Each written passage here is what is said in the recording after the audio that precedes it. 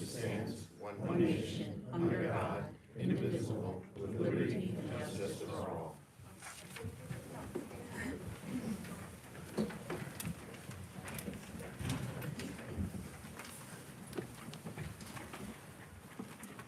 I hereby announce that this meeting is being held in accordance with Chapter 231 of the Open Public Meeting Act.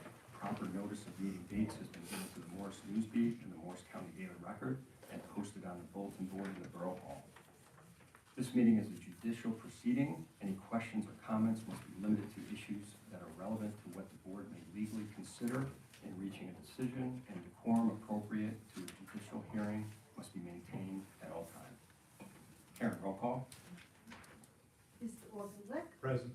Mr. Wolf, Here. Mr. Bezel, Here. Mrs. Stecker, Present. Mr. Garbaglia, Present. Mr. Houston, Present. Mayor Carr, Here. and Mrs. McCluskey. Here. Our first item on the agenda tonight is the approval of meeting minutes from November 17th, 2025. Each of the board members received a copy of those minutes. Does anyone have any additions or corrections to them? I have a correction. On page 403, Mr. Houston stated at Thursday's council meeting, the council unanimously passed the ordinance. Mrs. McCluskey, you have to speak. I'm into the sorry. speaker. I'm sorry.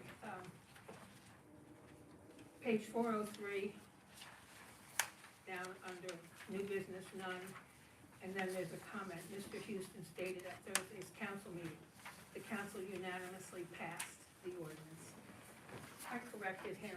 He agreed that that was a mistake. It should have been introduced the ordinance. So if you can just put introduced in there instead of passed, it'll be fine. Yeah, I would agree. We did unanimously introduce the ordinance on first reading. Yeah, not That's passed. what you meant. Yep. Correct. Okay, That motion? I move that we approve the minutes with the correction. Okay, is there a second? Second. Okay, all in favor? Aye. Any opposed? Okay, Karen. Okay, and then we have two abstains, am I correct? One, Mr. Wolf. Yes.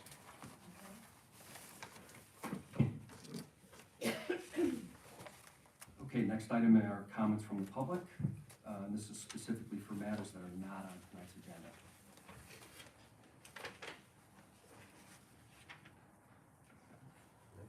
Okay, we'll move on. Committee reports, minor site plan committee, any update? No update. Master plan committee review, any updates? Okay, we'll close this portion of the agenda. Correspondence and bills, Karen? Any correspondence? No correspondence? Bills? We have one purchase order. Falcon Marzetti. Purchase order number 202-52198.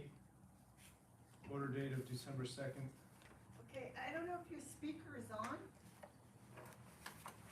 Yeah, can you Check, hear me? 1, 2. Let's go. Check, 1, 2. Take 2. Purchase order number 202-52198 for Falcon Marzetti LLP for legal services in the amount of $332.50. Excuse me, correction, $332.50. That's the only purchase order. I approve this invoice. Do I have a second? I'll second it.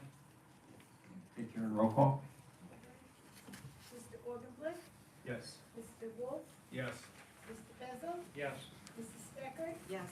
Mr. Garbaglia, Yes. Mr. Houston, Yes. Mayor Carr, Yes. and Mrs. McCluskey. Yes.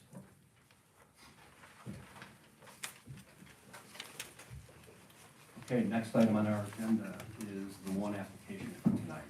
This is PB-1-25, which is Rivian LLC, 329 Speedwell Avenue, Block 23, Lot 1.01.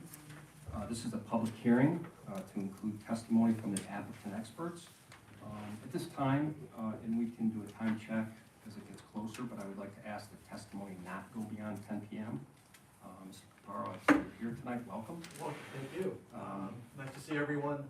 First for the record, Joe Papero, Porzio, Bromberg, and Newman on behalf of Rivian LLC. As noted, this is the public hearing for preliminary and final site plan and variance approvals for 329 Speedwell Avenue. That's the former Acme Grocery Store site. Block 23, lot 1.01 on the borough's tax map. Just a brief overview before we get into our witnesses this evening. We worked with the borough and its consultants through the completeness process.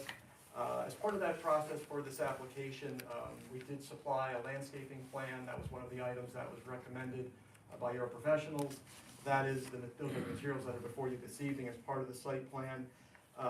This application, again, is for preliminary and final site plan approval. There are some variances requested for signage in connection with the business. There's some design waivers which your professionals have identified, which we're asking for relief from this evening. The site's located in the B2 business zone where the auto-related use is a permitted use. As I mentioned, as part of the completeness process, we did submit landscaping and other revisions that were recommended. This application was deemed complete by this board on November 17th, and we're here before you this evening seeking approval of the project. Rivian is looking to reuse this existing commercial building for its service center for Rivian vehicles. There are some site improvements that are proposed as part of this application, installation of EV chargers, other items, as I mentioned, landscaping, lighting, signage for the business. We will be prepared this evening to address all the reports from your professionals and respond as we see fit to those recommendations. For witnesses this evening, I'd like to begin the presentation with Sylvia Brandy from Rivian, just to explain to the board, the board and public, who Rivian is, what they're looking to do at this location, the day-to-day operations that we expect here. Then we would move into our architect. The building is being renovated in the interior to make it appropriate for the Rivian use, the auto service center use. After our architect, we would call our civil engineer and planner, Rob Fruit from Dynamic Engineering, to go through those minor site improvements and talk about the remaining details, including lighting and landscaping. So Chairman, just wanted to lay out what our process is this evening. Happy to answer any preliminary questions. Mr. Brewer, we did provide public notice. We've supplied yourself and Ms. Coffey with the affidavit of service and publication, so I assume the board has jurisdiction. Notice was sufficient, board has jurisdiction. Thank you, sir. Unless you have any preliminary, I'm sorry, go ahead, Chairman. Do we need to swear in our professionals before we start? Oh, yeah, I don't know if you want to do them as a group, or you want to just do them as they come up. Whatever your protocol, we'll defer to you. What? As they come. Okay, great. So again, I'd like to begin with Sylvia Brandy. Please raise your right hand, state your name, spell your last. Sylvia Brandy, Brandi. Do you swear or affirm the testimony you'll give this evening before this board will be the truth, the whole truth, and nothing but the truth, so help you God? Yes. Sylvia, for the benefit of the board and public, your position with Rivian. I'm a senior lead real estate manager. And how long have you been with the company? A little over 5 years. Just briefly, your familiarity with the site in Morris Plains, what attracted the company to the site? We wanted to be as close as we can to our customer base. And we also look at better spacing depending. We have locations that are opening throughout the state of New Jersey, and this is a location that would bring us close to our customer. Just a general overview of the company. Rivian's mission statement, the type of vehicles it produces, the service that you expect to perform. Yep. So Rivian is an electric vehicle company. Today we have 3 vehicles on the road. We have a mid-size truck, we have a mid-size SUV, and we also have a commercial vehicle that is in partnership with Amazon. We're also opening that up to other companies that can purchase the commercial vehicle, but those are the 3 vehicles we have on the road. We're preparing to bring a smaller SUV to the road sometime in 2026, and then another vehicle coming out later in probably the end of the 20s, in like 28, 29 sometime. And I assume because it's an electric vehicle company, that sustainability, recycling, sustainability, renewable energy, those types of things are paramount for the company? Yes, absolutely. An overview of the day-to-day operations, hours of operation for the service center, what you expect as far as staffing, employees. Yep. Hours of operation are typically 7 to 7, 6 days a week. Sometimes the hours might be a little bit shorter on a Saturday, not at this point in time, not intending to open on Sunday.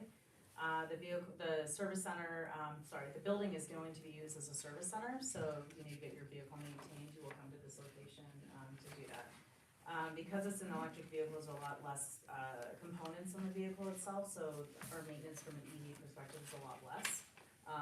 We anticipate on average, you're potentially bringing your vehicle maybe like 4 to 5 times a year. Or I shouldn't even say you're bringing it to this site, it could be, maintenance that happens in your, driveway, it could be happen at your place of business. We have mobile technicians that would come to you and be able to do that, as long as the vehicle doesn't need any sort of calibration for cameras or, anything else with alignment or any sort of equipment, the vehicles need to be put on a lift. Some of the work can be taken care of remotely. There's also the ability for the technicians to remote into your vehicle to see and diagnose it based on a software issue or something that they can fix and repair without having to come into the service center. You talked about the frequency of service visits. How long typically does a service visit take? Sometimes it could be just like a typical vehicle, it could be same day appointments. Sometimes you need to order a part and the vehicle needs to stay overnight. So it really just depends on what it is. I mean, I own a vehicle, I've had the R1T, which is the truck, for 4 years, and I would probably say once or twice, I think out of the 4 years, I've had to leave my car overnight. What types of services are performed? Tires? Yep, tires, it could be tire rotation, tire replacement, brakes, door handles, sometimes windshields, I'm trying to think of when I get my tires, installed, they have to go through an alignment process, just, typical to a, normal gas vehicle. This facility would also be a location where a customer who ordered, well, let me back up. Talk about how someone orders their vehicle, if they're going to purchase a vehicle. So typically, we have, in New Jersey, we have locations that are opening from a retail perspective, that you can go in and talk to someone in a mall and be able to say, I wanna ask questions and literally like kick the tires and be able to understand, it's more like an education, go in and talk to them about different options that you can get in a vehicle. This location is, where you're going to, if you order a vehicle and you live in the area, you can opt to pick it up in this area, so it would be delivered from our factory to this, to the service center in Speedwell. It goes through a pretty intense, what we call PDI, it's a pre-delivery inspection. Goes through this whole process, it would literally just to make sure everything's functioning from the plant. In transportation, sometimes a rock hits a windshield and they notice the crack and they need to replace the windshield, things like that, to make sure it's pristine for you when you pick it up. It goes through we have an internal wash bay, it goes through washing, prepping, detailing the vehicle so it's ready to go. When you come to pick up the vehicle at this location, they go through the education of it. Some people are like, we have an EV and we know how to drive it. Some people are like, I don't know what I'm doing, but I can't wait to get in it, but want to understand a little bit more about how things function, what buttons you can press, what the software is on the screen, things like that. So this location is primarily, as I mentioned, it's a service center. I'd say it's probably about an 80-20. 80% service, 20% people coming to pick up their vehicle. It's for, your brand new vehicle. So you order online, everything is done online. And appointments, is everything done by appointment for Yes. your service? Everything's done. Does Rivian offer a loaner if my vehicle needs to stay overnight? Is there a loaner policy? Yeah, there isn't we don't have enough loaners for everybody to come in as a customer, but we do have loaners offered. And if we don't have a loaner, then we usually work with a local rental car place, so Enterprise or someone who would come and pick you up and bring you a car. There are, I mentioned in my overview, and the other witnesses will talk more about the site plan, but there are EV chargers that are going to be installed at this location, correct? Yes. Talk a little bit about the primary use of those EV chargers. So EV chargers are essentially making sure you have enough charge and you can bring your vehicle in for service so you can get home. But they're only for our customer base, either new cars that are being delivered to customers or for customers that are in for service. They're typically not open to the general public, like a charger that you would see at a mall or something. Security, what typically at your facilities do you do for security, both inside the building and outside in the site? We have a pretty extensive security package. We have cameras.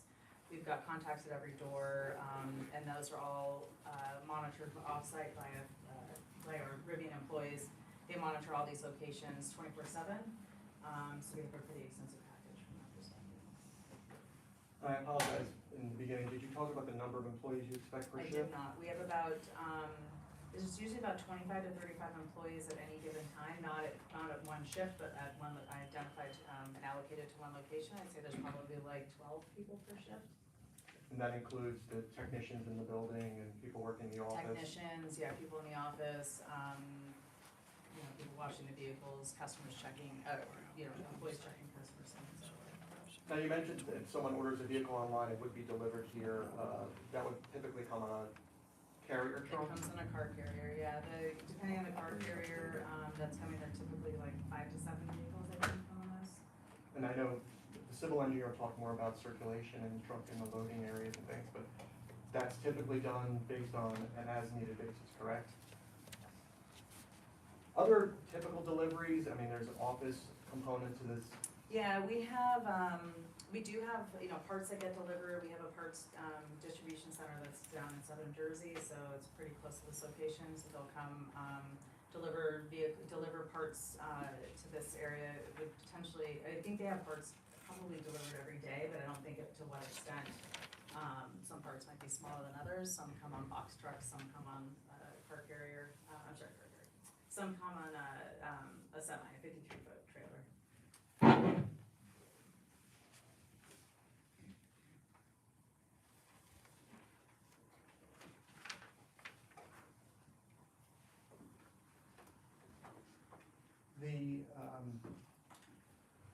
You talked about the deliveries. I think, I'll leave it to the experts to talk more about circulation of vehicles coming and going. Anything else you want to share about the company and, the use of this location as far as,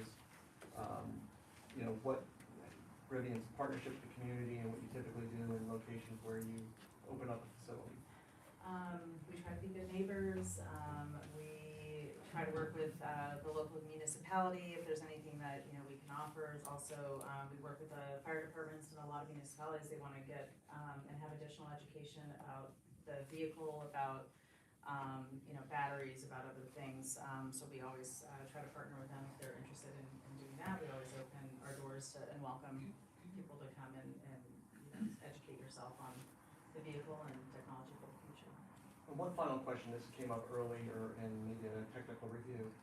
It's not part of the process or the part of the protocol to store batteries for any extended periods of time on the site, correct? No, correct. Yeah, we don't have any battery storage at this site. I've owned an EV for 8 years and I've never had a battery replaced. Actually, I've had 3 EVs in this time period. So it's not something that happens often, but I will say, it does happen. So they're all down they would be stored at the parts DC that I mentioned earlier.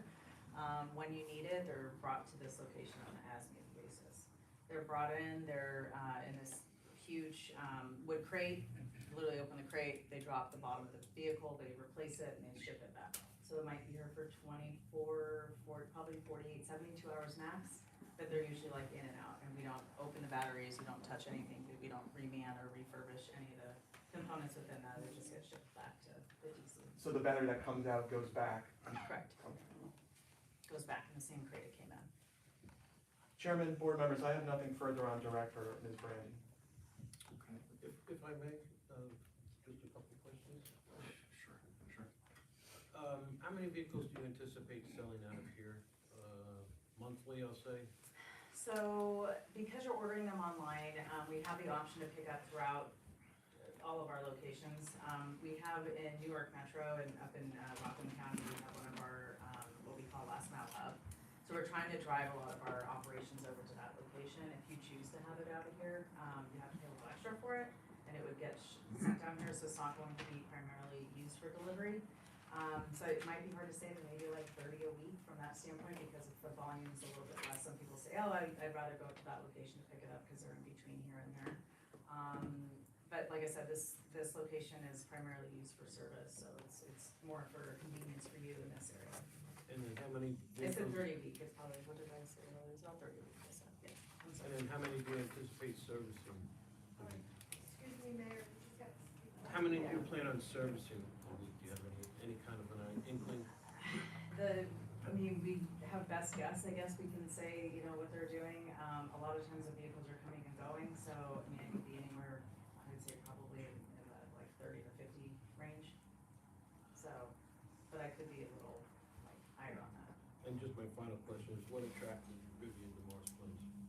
As I mentioned, I mean, it's a great demographic, it's a city that we wanna be in, we know our customers are here and surrounding in this area, it's a building that works for us, so there's lots of, you know, items for us, and it fits the right location from the demographic, but also from spacing with other locations we have throughout New Jersey. Thank you. Before we, hang on, before we do any more board questions, I'd like to have Mr. Biden. I have no questions for No. this witness. I have a few follow-up questions. So what time of day will the vehicles be delivered? Because it's a transport company, they're coming and going. It's not like they show up at 8 or they show up at 8, you know, PM or 8 AM or 2 PM, like they kind of just come as they're coming from the factory, so we don't have specific times. Can you limit it though to certain times of the day? Yeah. You I think meaning like nothing? During business hours? Yes. Yeah, we can certainly do that. Okay. And then, so you said there were 25 to 35 people, but not at one time, that in the store, or the facility would be open 7 to 7. Does that mean that there are, half of those people are working like, you know, half of that time, the other Correct. half, and so they're never coinciding? You're never. I mean, there might be a little bit of an overlap, but there's also, people don't work 6 days a week, 12 hours a day, so it's, you know, just depending on how the schedule flows, it would be, I would think there might be a little bit there of an overlap, but not the full 25 to 35 at one time. Okay, and then, the final question I have for right now is, what is to prevent people after hours from using your chargers? So typically the we have vehicles in there that are getting ready to either give back to the customer, that it's either a brand new vehicle you're picking up or your vehicle's in for service, so they're usually used. So it's not something that, they're not sitting there available for anybody just to come in and use them. Okay, but like after hours, somebody might be able to No, drive and because the say. vehicles, the plugs things- would be used. I see, Yeah. okay, Our vehicles would be plugged in there. okay. All right, that's all I have right now. Yeah, just a follow-up to that, though, because I had that as well. If for some reason there was no car there, and I had a competitive car, Ford, can I hook up? What's preventing me from hooking up? Is your connection different, or is it universal? I'm a real estate person, not an engineer. I can get an answer to that, but I think there's the ability to lock them down, so we're not able to have anyone come and use them. But I would say probably 9 times out of 10, they're gonna be used. I wouldn't see that as a concern. Because if there can be a shut, Yeah. then that's, Well, they're locked into the vehicle, so it's Yeah. not like you can go and just unlock it. If it's being used by someone else, they can't just come and unplug it. and generally proximity of the hose and Yeah. the location on the Yeah. vehicle too. Yeah, that too, the cord's only so long, but they can't unplug it. Got it. So. Mr. Mols? Yes, Sorry. you did testify, because I just wanted to verify. You said that the facility will be open 7 to 7? Those are our standard hours. Now, every market's a little bit different, where we don't have as much volume, or we have something that might change the hours, but those are our typical average hours across the country. And that's Monday through Saturday? Or- Monday through Saturday, I think Saturday they actually open until 4, but, Okay, and it's 2 shifts pretty much? yeah. Okay, that's all. Okay. Mr. Augenblick? Sorry, we're hitting you hard here. That's okay. You said there's a repair shop, does that include a body shop? No. Number of vehicles actually coming in and out of the lot on a daily basis, what do you expect that to spit out at? And that's where it's, it'd be a good thing for us if I'd say we had 1,000 coming a day, but that isn't something that's gonna be happening, just because we can't physically, we're gonna have 6 lifts inside the space. You think about the standpoint, they're all by appointment. You can only do so many, appointments a day that need to be put on the lift and be able to get in and out, so maybe 20 a day at most. And how many vehicles would be stored on a lot on a given night? Between service loaners, between vehicles coming and going from order perspective, we have 100 and, what do we we have on the lot, 180 stalls. There's maybe 75 that And are there's- coming and going, you know, so they're not vehicles, and it'd be hard to tell if that vehicle's been sitting there for 7 days, right? Because they're all generally the same color and. Vehicles that are charging overnight. Oh, Is there there's any risk- only gonna be, no, we won't have that many vehicles, I'm sorry, we only have, so many chargers in front. No, I understand that, but I'm saying that the vehicles, okay, of those, say 70 cars that are stored, that are in the There's only lot. like 14 chargers, I think, on the exterior. So if all 14 chargers are active Yeah. for the 8 to 12 hours you're not open, does that pose a risk of fire? No, so, our vehicle has the ability to have a mechanism to shut off. So at this point, and they're also, all of our service centers are manned, as I mentioned earlier, from a security standpoint. So they're manned by cameras, they're manned by, you know, our team that's looking at all the service centers. So that's not something that, I mean, do things happen? Yes, because it happens on every vehicle, whether it's gas or EV. But they have the ability to shut things off if they notice that something's going wrong. They can shut the charger down. Okay. Those are my questions. Mr. Wolf, just put this, You mentioned before renewable energy. Do you use renewable energy? Will the building have solar on it, for example? So we're in the process of exploring in certain locations to put solar because it's still kind of a growing platform. It's not something that we have moved forward with in certain locations. So if we're working with landlords and the landlords are willing to put on the building, then we're willing to use it, but it really depends. It's a whole partnership with the landlord and so forth because it's not something that we have a control over. So at this particular building, the answer is no. Okay, related question then. Is there a typical impact on grid? You're talking about 14 chargers, you're talking about what goes on inside, and is there typically an analysis done that thinks about the distribution impacts for a community like this community, for example? So the chargers on the outside are typically 50 amps, so it's not a pretty powerful charger, so it's not something we call it the L2 charger, so it's a medium charger. We will have fast charging on here, and those vehicles will be really just like rotating. It's not something we would leave overnight on those. We could leave vehicles parked there so no one can use them, but it's not something that we're gonna have the fast charging, you know, go continuously overnight. So I don't think it's anything, I mean, from the equipment standpoint, we have 1,600 amps in the building. It's not, you know, just 4,000 or 5,000, 6,000 amps or anything. I think data centers have more power coming and going, but. and also the civil engineer can talk about utility upgrades and what we're doing on site for that. Okay. Yeah.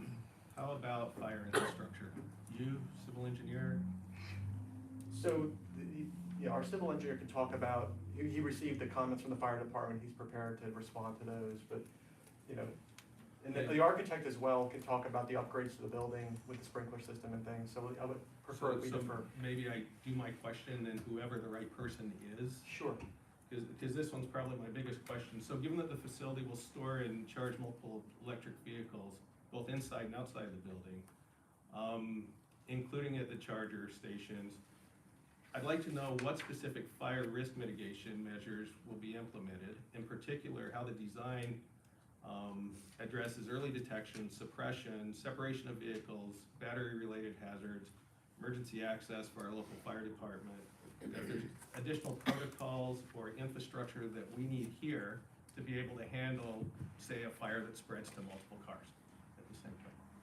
So we have technicians and engineers that would probably be best to answer this, but from sitting in these meetings when we've had them present, they typically, it's water is what you use to put out a battery fire, so it's not something that, you know, these cars or whatever you see in the movies and things exploding, that isn't actually what's happening, so it's a very slow burn and it's a fire. So when you're doing it, like I mentioned earlier, we've got security team that is looking and the vehicle has the ability to shut off when there's an issue. So that's something that, you know, because they're manning, the security cameras are manning what's happening with the vehicles, they're able to shut things down before and to try to prevent things from doing that. So it really just depends on, you know, like I said, things happen, but it's not something that I would put that as my biggest concern from the standpoint of the vehicles charging and the slow chargers. Yeah. We could certainly have the engineer again, because I think the fire department had some questions, and prepared to. I think reignition's one of the things that I worry about as well, right? So they're famous for, you think you got the fire out, and then they reignite. Right, so that's one thing I'd like to address. The other question is, though, you talked about the security system. Are there like heat sensors or things, so you may not be able to see, but the security sensor will pick up that there's a The problem? vehicle has there's something within the vehicle from the technology standpoint that triggers like an alert. So it's more that, so I think if you call it a heat sensor, I'm not exactly sure what it is, like I mentioned, I'm just a real estate person, so, but that, from my understanding, there's something within the vehicle and the software that triggers an announcement to the team. Okay. So they're able to notice that something's happening. Thank you. Mr. Bezel? Did you also say that you have a commercial vehicle, We do. and that's through Amazon? Amazon is our first partner, so if you see them out on the roads today, it's typically wrapped with Amazon, the Amazon Prime. But we have it open that, you know, if you were, I don't know, a plumber or electrician or whatever, you can own the vehicle. So will you be servicing them as well here? If they're in the area, then yes, we would be servicing them. So you could see a good amount of commercial vehicles coming? Yeah, but I wouldn't say, I mean, right now we have the bulk of them are through Amazon, so we do have those, but it just depends on where they're located within Amazon's, so they're called DSPs, where their, last mile hubs are, and that's essentially where the closest service center to their DSPs is where the bulk of those are, and they're not typically up in this area. And where is the closest service center to here? The closest service center Correct. that we have open, we have a temp location in Trenton, and we have a perm location that's getting ready, it's under construction in Trenton, I'd say that's probably the closest, that they would go to. So quite a distance from here, really?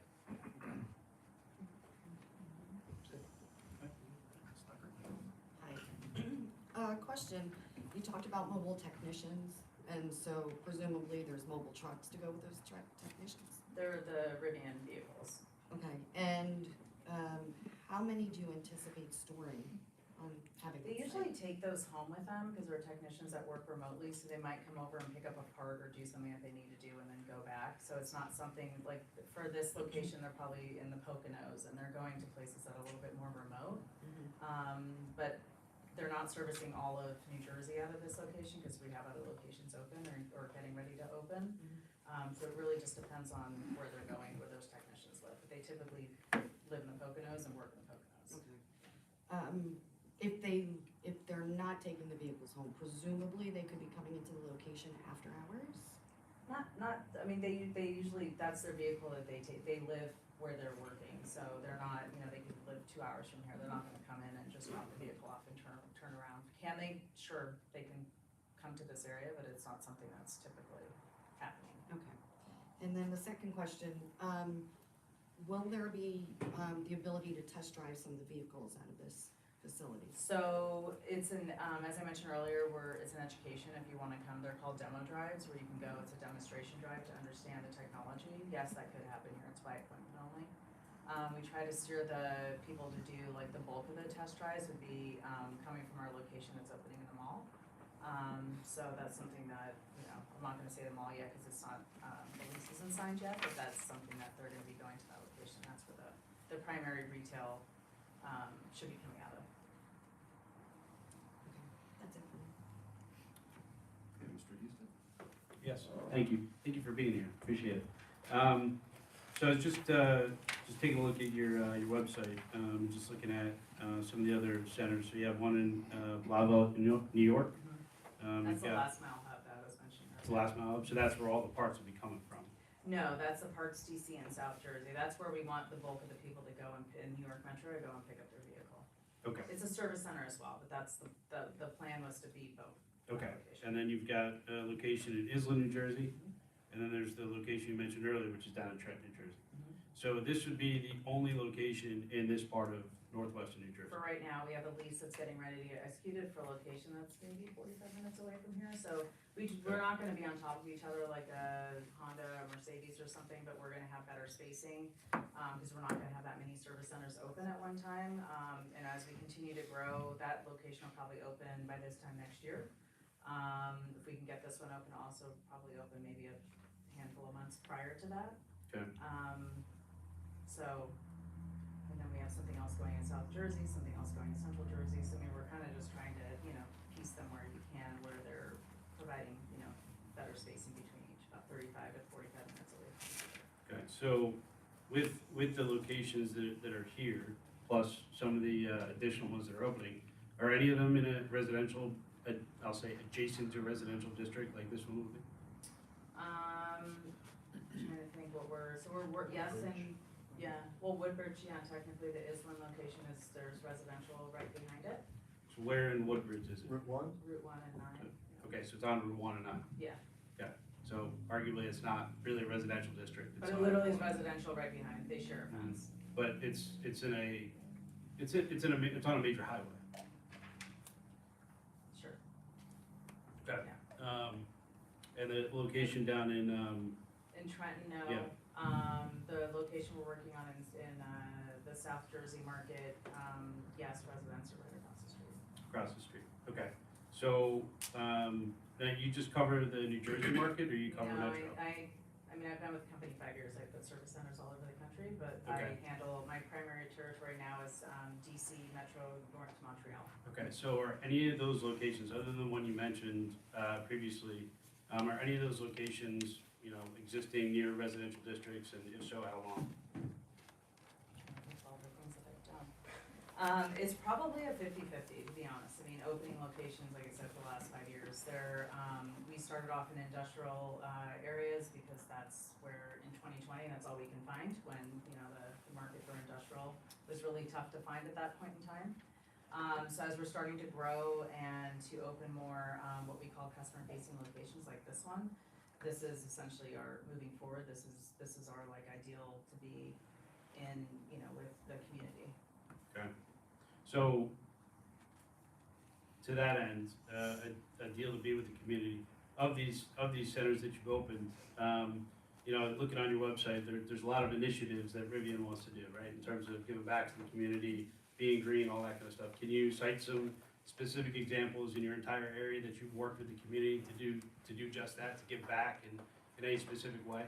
I have to connect you with the right people that do that. Unfortunately, I'm sorry, I'm a real estate person. I handle everything from the front end. I don't handle all those, there's too many for me to sit here and say, we're gonna do this with this community and that. I don't handle that, so I can't, I don't wanna speak to it. So are you aware of any initiatives? If you haven't done it personally, are you aware of any initiatives that have been done with communities? Yeah, I mean, I've seen things that are announced with, the community, like, they work a lot with the police department, the fire department, things like that. So working with the municipalities to get, in partnership with them. There's, we did the EV, what was that thing that we did down in Woodbridge? There's a, it was an EV, I didn't see it, I'm not gonna be able to, I'm gonna butcher it all because I don't do it. There was like an EV day that they have down in Woodbridge, and they have a lot of car companies that come out and they do, it's almost like a road show, but it was to bring all the EVs for customers to come and look at the vehicles. It was on a weekend, it's for families to come, and to do that, but it's not, I can't remember what it's called. Okay, I mean, Yeah. that sounds great, sounds great for Rivian. What I'm getting at is, what's the benefit to Morris Plains, right? If we're providing a great location, as you said, right, for customers to come in, which is great for your business. I'm interested in how you're gonna give back to the community of Morris Plains. I guess why don't you ask me or tell me what you're looking for, and I can tell you those things Well, that we can. Again, reading about your green initiatives on the website, right, about, whether it's solar, which you said is not applicable at this site, any of the initiatives that you've done in other locations, I'd be interested to learn how those might apply to Morris Plains and how Rivian can give back to Morris Plains. I can't answer that right, I don't know. Okay. I'm sorry, I don't wanna speak out of turn. Okay, I mean, That is I my would, day-to-day, sure, and sorry. if you're not the right person to answer that question, Yeah. it's totally fine. I would like to understand how Rivian can give back to Morris Plains. So if there's at some point, if, we could sort that out, that would be great. Well, taking a vacant site and bringing jobs, making it, improving it, bringing a rateable to town, those are all good things for the town, I'd imagine, right? Sure, yeah, for sure, improving the site, but I think, again, reading the history about Rivian and their mission statement and what they do, right, it sounds like they're more than just about servicing cars. They're really invested in green initiatives, so that's really what I'm kind of getting at, is what sort of green initiatives would be advantageous to Morris Plains, so.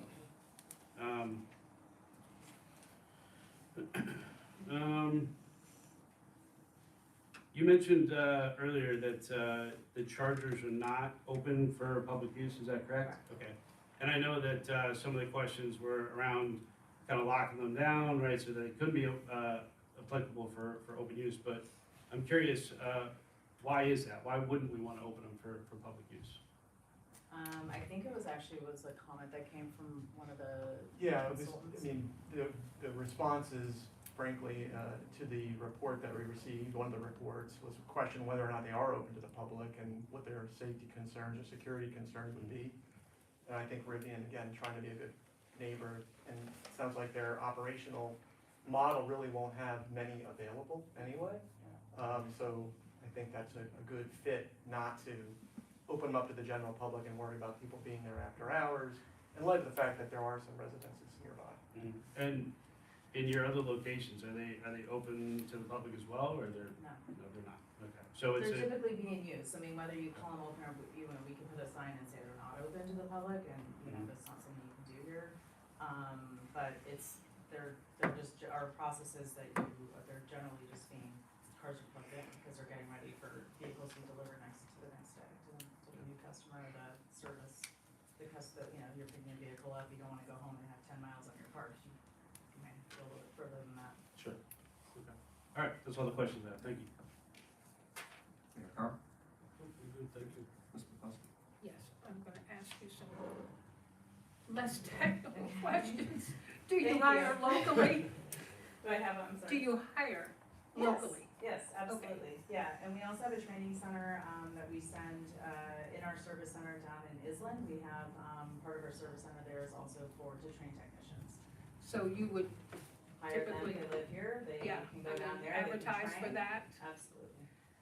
and this is really much lower on the technicality. So you talked about being a good neighbor. I mean, would you, and maybe you can't answer this, open up your service center for a tour to the Boy Scouts, Girl Scouts, Cub Scouts, that kind of thing? Absolutely.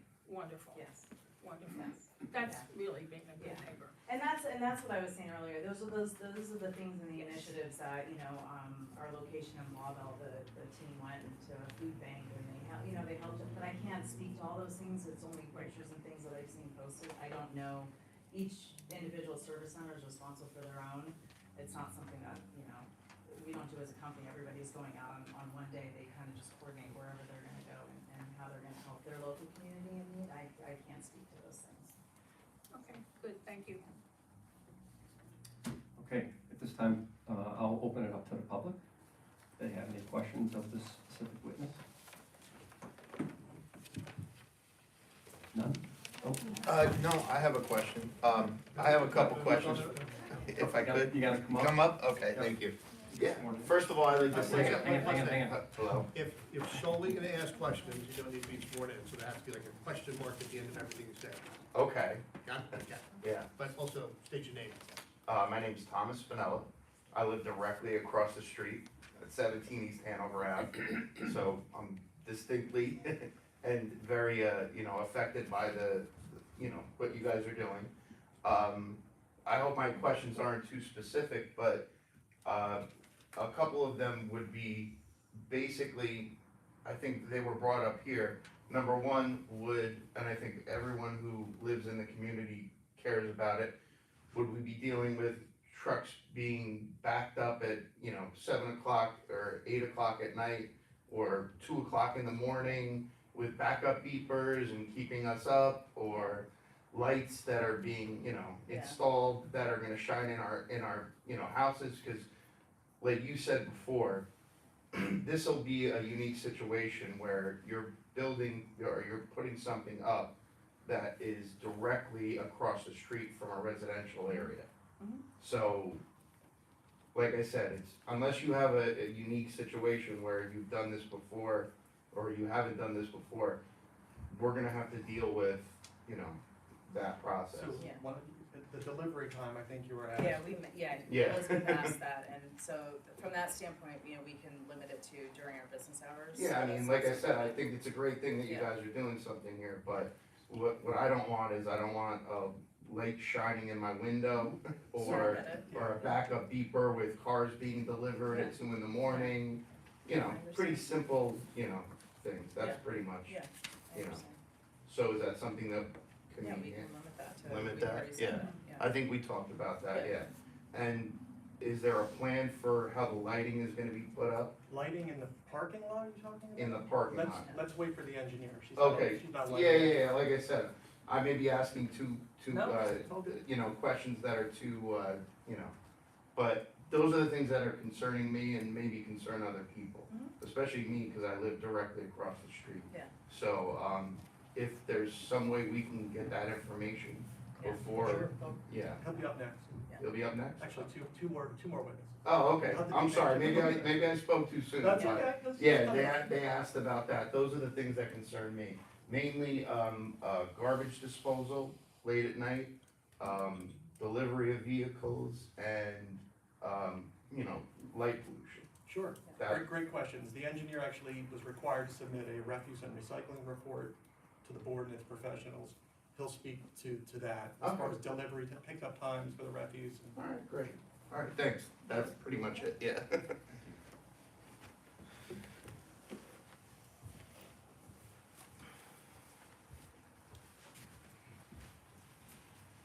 Hi, Carolyn Bennett, 19 Dayton.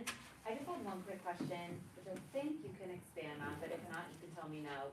You mentioned the demographics a few times, so me not knowing much about these types of vehicles, could you elaborate on the type of demographics that you think is like why this location will work for the demographics you're looking for? Like, what is that exact demographic? So when you look at our vehicles, I mean, typical of EVs, they're more expensive and they're starting to get a little closer down to our mass vehicle is getting produced and gonna be starting to ship in 2026. So it's a little bit of a lower price point. Oh, I'm sorry. It's a little bit lower of a price point, so that is, for this area, it's just, it's more of a wealthier community. I don't know how to say it without being snobbish, but unfortunately, that's what it is. It's the nature of it's a better community.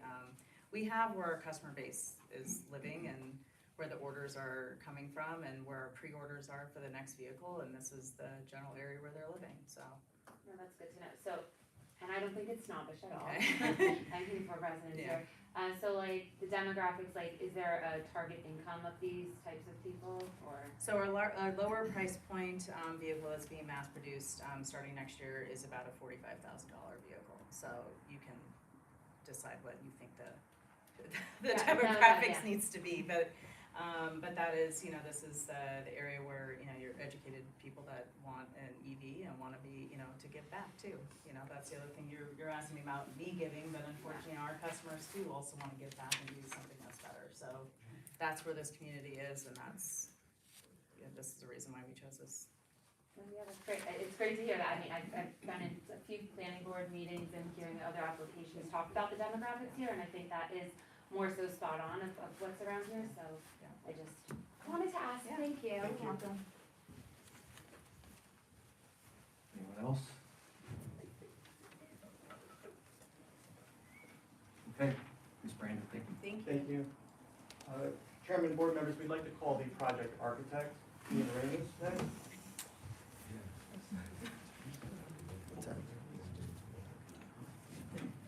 Please raise your right hand, state your name, spell your last. It's Ian Ramus, R-A-M-O-U-S. You swear or affirm the testimony you'll give this evening before this board will be the truth, the whole truth, and nothing but the truth, so help you God. Ian, can you provide your education, area of expertise, and the license to hold? Sure, I was a registered architect. I've been registered since 2011. I've been registered in the state of New Jersey since January of 2024. I have a Bachelor of Science in Architecture. I'm registered in approximately 15 states across the country, including, as I said, New Jersey. Your license is still in good standing? It is good. Chairman, I would offer Ian as an expert in the field of architecture. Yeah, does the board have any comments? Great. Thank you.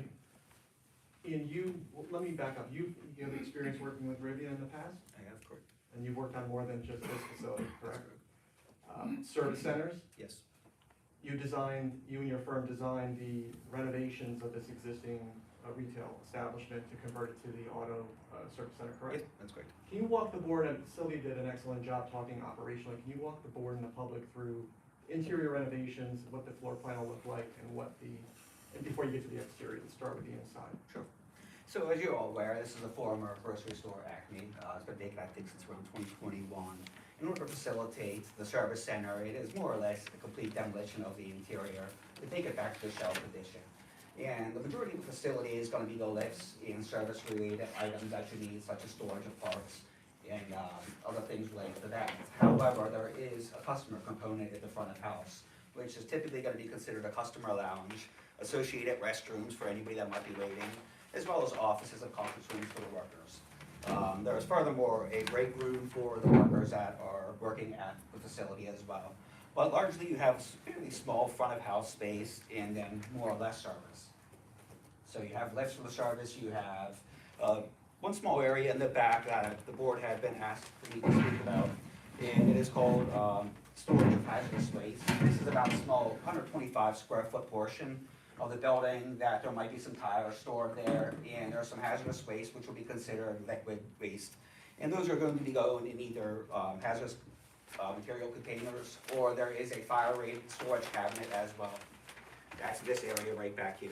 We can't see that, so just Okay, describe sorry. on the plan.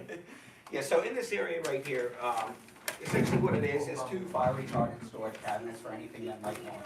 You can't put it on top of that. Yes.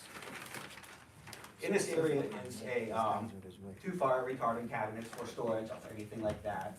And then essentially hazardous materials can be disposed of in further containers. And it's important to understand that the code does allow certain quantities of hazardous materials to exist in a situation like this. And so all the hazardous materials that are in this building are well below the code required maximum. So we do not have to partition off those hazardous materials as you would if we had higher quantities of them. So in walking through the interior space, there's some upgrades that you need to do to this facility from a code perspective, building codes, ADA accessibility, fire codes. Yeah, so one of the things we're going to I'm sorry, can you reference the drawing? Can you let us know what drawing you're referencing, please? This is A111. A111, okay. And it is titled construction plan. Okay, thank you. So what type of upgrades do you need to make this So, building? one of the things we're going to be doing here, particularly as questions concerned about fire, and that we are going to be upgrading the sprinkler system of this building to what is called OH2. And an OH2 system is a little bit more robust, and that allows for more water to be coming out of the sprinkler system and higher volumes of water to come out of the sprinkler system. That is a typical hazard or a typical type of sprinkler system for this type of service center and this type of facility. Now, moving from the interior conversion and renovation to the exterior of the building, any cosmetic upgrades that you're making, that Ribbon would like to make to the Yes, the exterior? exterior, and this will be referencing A201, titled Exterior Elevations. And the exterior will largely be painted white with some accent colors. But the majority of the renovations will occur on the west facade, which is the facade facing Speed Drop. And currently there is an overhang that exists along the entire front of the building. The intent is to shorten that overhang, and the reason we want to do that is so we can have overhead doors located on that facade to allow the vehicles to go in and the vehicles to come out. But beyond that renovation of the front facade, it is largely paint. Excuse me, do you No. wanna put this up on the tripod for other Yeah, people to tomorrow. see?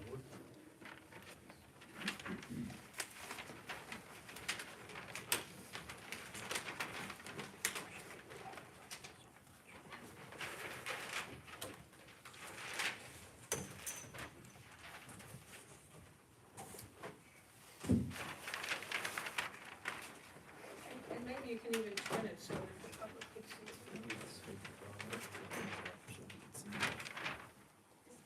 Sorry, Mr. Maltz.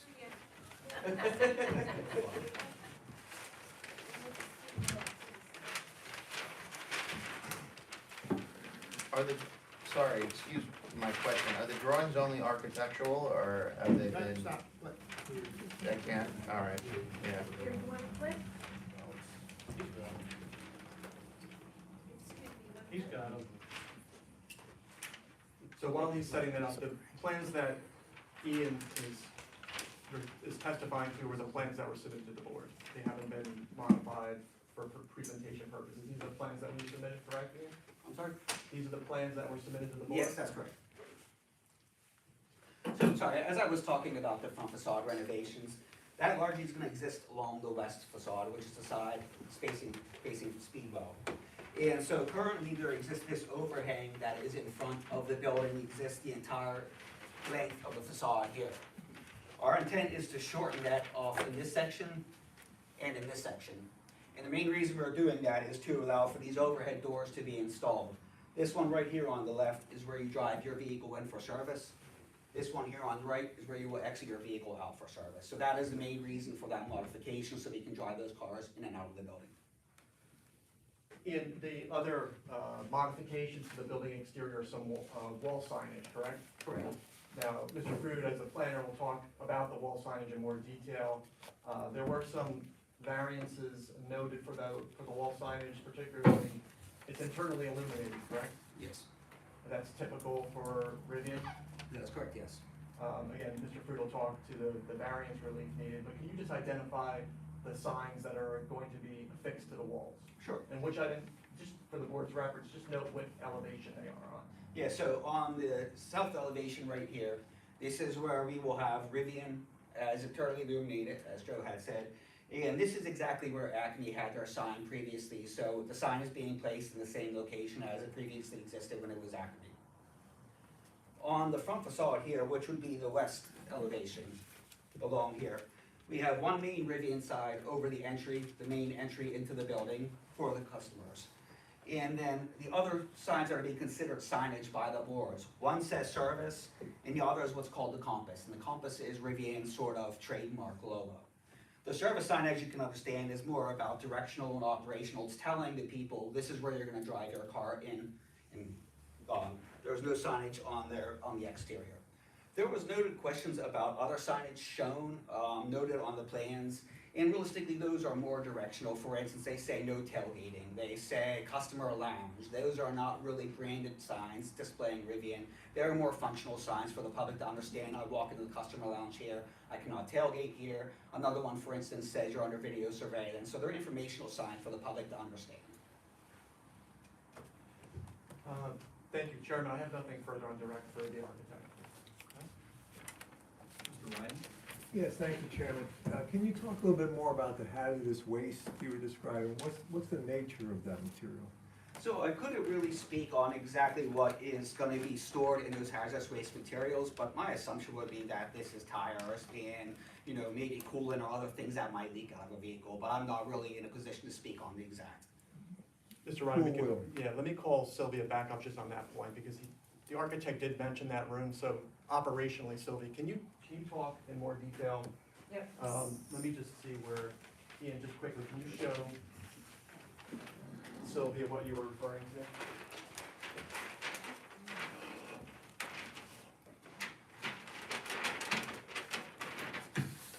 So we're just talking right here.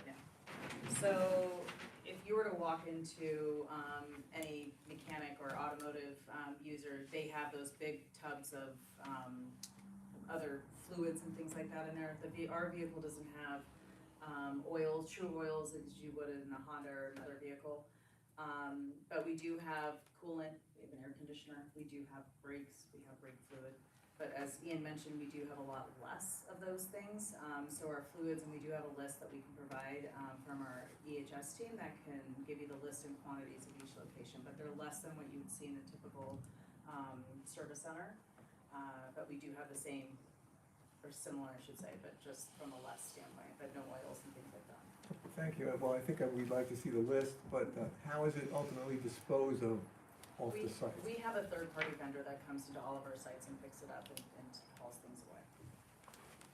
Okay, thank you. I have one more question for the architect. Thank you, sir. That has to do with the fire sprinkler system. You mentioned you were gonna upgrade that to a high volume. Do you need to upgrade the water service supply to the building to do that? That's a good question. I don't believe that's necessary, but I can't speak for that currently. I do know there was a new water line being brought into the building. But I do not know if that's functional of just the service center needs or if that's specifically tied to the sprinkler system. But I do know that we will be upgrading to an OH2 system, so whatever modifications are necessary to upgrade that sprinkler system are going to happen here. Mr. Parrott, can you have your civil engineer I'll talk speak to the water supply? Absolutely, and that's actually in connection with the fire department's recommendations as well, so we'll handle both of those about the water, because the fire department had a request for a hydrant, so we'll talk in more detail. Okay, thank you. That's all I have, Chairman. I just have a couple of questions. So you said that the, when you're talking about the storage area, that it's up to code. Is it the code is the building code, right? Not the Yes, I'm sorry, the building borough's code, yes, not the zoning zoning code or anything. Right, okay. And then the other question, perhaps this is for the planner or engineer, but we had in our letter, we had only identified one directional sign, but it sounds like there are more. So I'm wondering if you could quantify how many there are. Definitely. Okay.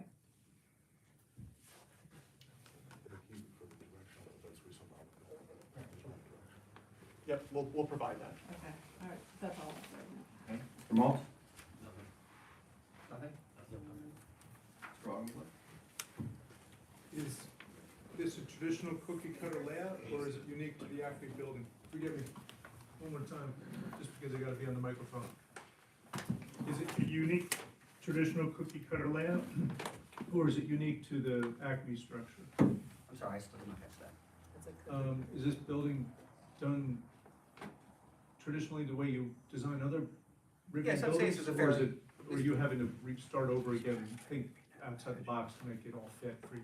Well, I would say that these types of renovations are very, each individual renovation is unique in its own ways. Now, in order to do what you can, you don't want to rip out a whole entire building if you don't have to. So we will work with some buildings that maybe have a little less demolition, that are a little less old.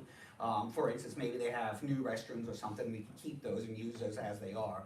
But a building of this age and what its former function was doesn't really lend itself to reuse of a lot of the elements that exist in the state they exist in. So I would say this one's a little more of a gut on the interior than we may typically do, whereas typically we may try to reuse some of the existing facilities, whether those are restrooms, offices, or conference rooms.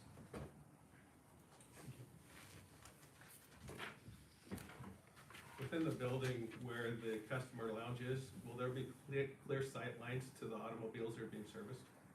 No, I don't believe so, not in this one instance, no, typically not. Okay, thank you. And how high are the overhead doors? Typically 10 by 10 is usually the They're standard. gonna be 10 feet high? And the owner is gonna drive their car into that facility, or a service tech? Yes. And the doors are 12 by 14, sorry. I'm sorry. Yeah, sorry. Yeah, come up with this. Just stay here. Pick you up. Yeah. 12 by 14. The doors are 12 by 14. We are now starting to have that as part of our process, to have the customer drive the vehicle into the building. Thank you. This might be a question for both of you. It might be.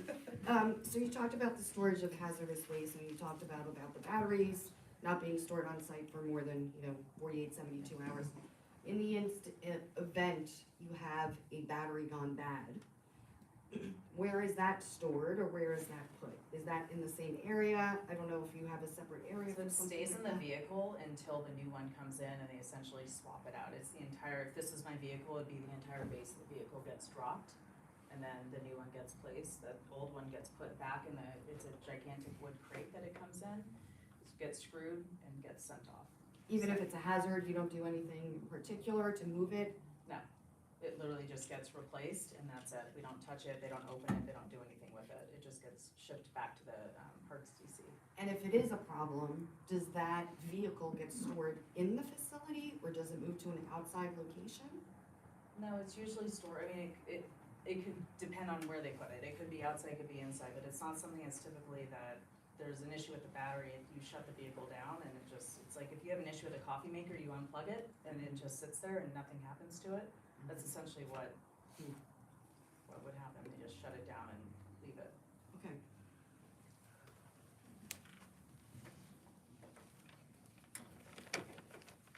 Good, good. I have a quick question on entrance to the building. You talked about the front in and out? Is there any other entrance to that building? No, the main customers, for both vehicles and the customer entry is on the same west facade. Okay, so when you bring new vehicles in, where do they go? I would assume they would come in. In through those same doors? Yes. Correct.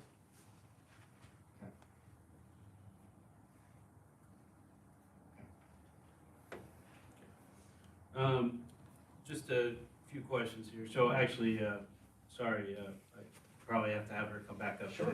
Just a question on the batteries, right? I think just maybe a point of clarification, right? Because I don't own an electric vehicle. I've seen them on TV, but I've never driven one, right? And so my understanding of a battery is this is a box that gets put inside my engine compartment, right? Just for my clarity and maybe the clarity of the public, can you explain what the battery looks like? Because you're talking about dropping the bottom of the car. It's the entire base of the vehicle. Okay, right. So the whole thing is the battery. Correct. Okay, right. All right. So when you say shipped in by a wood crate, you're talking about shipping in an entire chassis of a car, right, to get it. Okay. And where would that come in, right? That would probably come in on the loading dock in the back? Okay. Do you mind pulling up drawing A111? Can you put it up there for the public and the rest of us to see, please?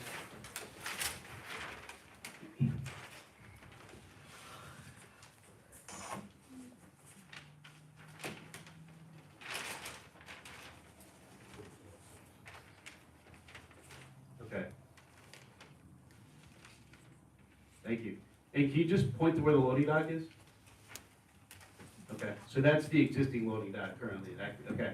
So is that being modified in any way from its current? It is not. There's interior renovation where we will clear some things out, and fix it up just due to the age of the building, but largely it's staying as is. Okay, and so that loading dock, that's big enough to accommodate these chassis that are gonna come in with the batteries? You're nodding your head yes? Yeah. Okay. And if it isn't, then they would come in through those drive-in doors that are large enough in the front.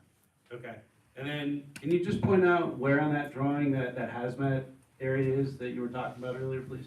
It's this area right here. You can see denoted by 4. Okay, and you were saying that area does not, it appears open, but you were stating before that it doesn't need to be, I guess sequestered or. Exactly. Due to the quantities of the hazardous materials we have in that area, it is allowed to be open. The building code, if you start to exceed those limits, has certain restrictions on how you have to treat those materials, such as sequestering them in a fire-rated room or something of that nature. Because our quantities are so low, they are allowed to be stored out in the open. Okay, and then just from my understanding, sorry, back to the batteries again, right, when they come in, I think you stated before that there's a failure in a battery, they order one, it comes in and then gets immediately installed in the car. So there's no point where the battery is stored on site for a period of time before it comes in, or is that the 24 to 72 hours you're saying? Okay, Yeah, so it could be stored there for up to 3 days before it gets reinstalled. potentially. Okay. Just on the interior design, did you also design where the I guess the lifts are and all that, and how that? Yes, we laid that out. We laid out the entire interior. Okay, and is that a standard for Rivian, or is that, I mean, do you tailor it to every single site, or does Rivian have a We standard? typically will tailor to the site. As I mentioned, depending on the type of site we have, not all walls within the building may be knocked down. So in which case, we're gonna start locating those where we have clearance for the structure and obstructions above, and also where there's clear access to ingress and egress from. Okay, and sorry if I missed it before, but what did you say the total height, when you put a vehicle on that lift, what's the total height that it goes up? 16 feet 8 is the minimum clearance that we desire, but often Rivian will like to have higher if possible, up to 20 feet. Okay, and what's the interior height of the building? Or The interior height to the other side of the structure, I think it's 22 feet to the inside? Yeah. Okay, so you've got your clearance there, okay.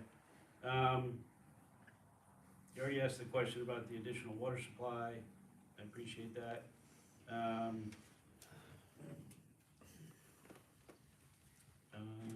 Let's see, and then on the exterior, which is the A201 drawing, yes. You mentioned the signage that's on the Speedwell facing side. That's going to be interior lit? Yes. Okay. Except for what I mentioned, the service and the compass, those are not lit at all. Only the Okay. signs that say Rivian are the ones we prefer to have internally illuminated. Okay, and the sign that's facing East Hanover, or Hanover Avenue, that's also interior lit? Correct. Okay, so to the gentleman that came up before, who lives just across the street, he's concerned about lighting, right? So I'm curious if, you know, how bright that sign is, and if there's at any point, would it be a consideration maybe to turn that off at night? Yeah, I think we could possibly consider that, and as well, as I mentioned, that interior illuminated is Rivian standard. We have had instances where perhaps it's not interior illuminated, so there would be considerations that we could do to mitigate effects like that. And one of the important things I would point out that's unique to this site is the setback that we have from the street. I believe from East Hanover, that facade is over 140 feet away from the curb. And just speed well, it's over 300. So this is a very unique site, and your building is really pushed back. Sure, and I know we're gonna get into landscape plans later, so I'll be curious to see if there's any sort of landscaping there to help some of that, I don't wanna call it pollution, right, but some lighting that's coming off of it, but that would be a concern, right, if I were living across the street, maybe the light that's coming off that's shining right into my house, I probably wouldn't be too happy, right? I know that the Acme sign was there, but it wasn't, I'm assuming this is gonna be LED? Yes. Okay, so LED is presumably much brighter than incandescent light, right? So if maybe the engineer can testify to how bright that is in terms of lumens, just so we get an idea, then maybe some consideration can be given to maybe shutting that light off at certain times of day, certain times of night, so it doesn't bother the residents. Absolutely. Okay, Appreciate that. that's all the questions I have, thank you. Interior finishes, can you go around the interior of the building, please? Did you designed the interior as well, right?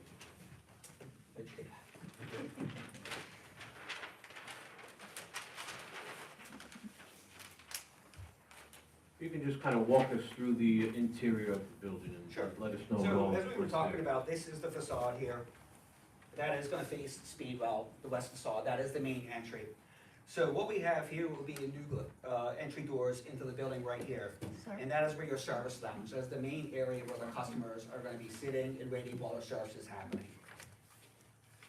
Beyond the service lounge is really the back of house offices for Rivian, conference rooms, break room for their employees. But there is access to a bank of restrooms for customers and other people in that building to use the restroom should they need to while they're waiting. This area outside of this box here, that is the all service area. How many square feet is the service area, do you know? I'm sorry? How many square feet is the service area? Well, the whole building itself, I don't know 32,000. exactly how much. 32,000 is the building? Yes, but I don't know exactly how much of just this portion, it's not the top of my head. Do you have No, he doesn't. oh, you don't have, okay, so you don't have a microphone? It's probably like 20. Well, I can clarify that, should you wish to know, I can do that for you. And what kind of, what's the interior finish? Is the offices, your shop area, is it white? What kind of floor? What do you have? Yes, it's typically clean. Rivian likes to have very clean and very minimal aesthetic. So you're gonna see a lot of white and a lot of clean paint colors. And, there's not a whole lot of materiality that goes into them. What kind of material are you It's talking? typically drywall like you have on these walls here. But nothing special with the batteries or the potential fire, just a normal mechanic service shop like you would see No, it's everywhere typical else. finishes, paint. Right. Can you walk us around the entire building on the outside, show us every door that's on the building or what you're gonna utilize or close, if any? And what kind of lighting you have on those entrances or exits or whatever it may be? Well, this is the main entry, as I mentioned, and that does have a cupboard, so there'll be lighting underneath that to illuminate that front entry. All the other exits you see right here is called exit discharge by code, and that's in the event of a fire, people would exit out that. And code requires a certain amount of illumination to make sure it's safe, so if somebody exits in a fire and it's dark out, there's enough illumination. Well, that is a very minimal amount of lighting, so you will typically not see much spillover from the lights at exit discharge lighting. It's a required minimal amount just so people don't fall. On this side as well, it is largely going to be existing. We are not intending to add any more illumination other than what is required by code for the site lighting and just for the safety of the occupants as they were exiting the building. What about the north side of the building there? It really abuts right up to the senior citizens. Is there anything over there? Yes, we Any have no exit intention doors of adding over any there? additional lighting or anything on Nothing the over side there. of the site.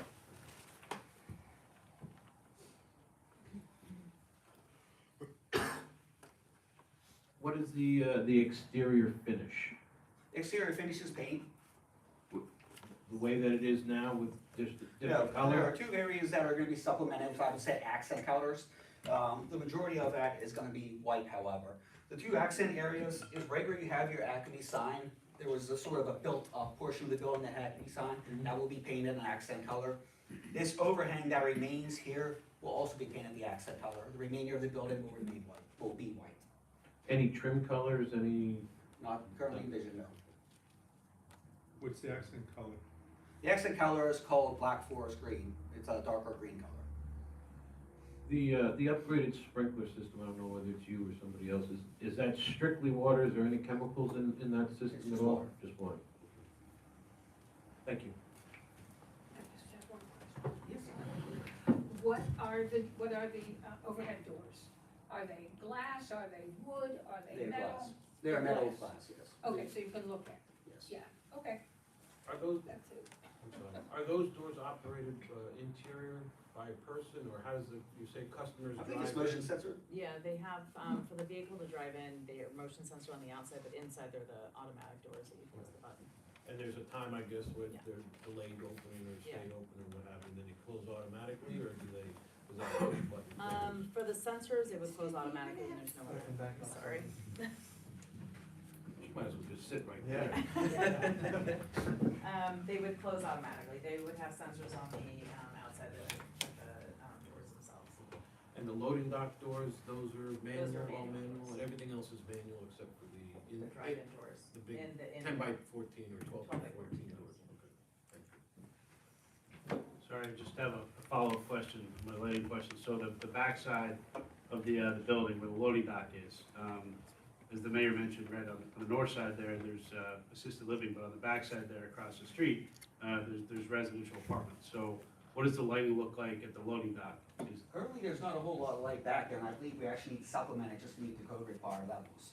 Okay. But the intent is not to really illuminate it, is simply to meet the code requirement amounts. And the civil engineer did a lighting plan that Okay. I think captures the loading area, correct? Okay, so we'll see that later? Sure. Okay, Yep, all right, absolutely. thank you.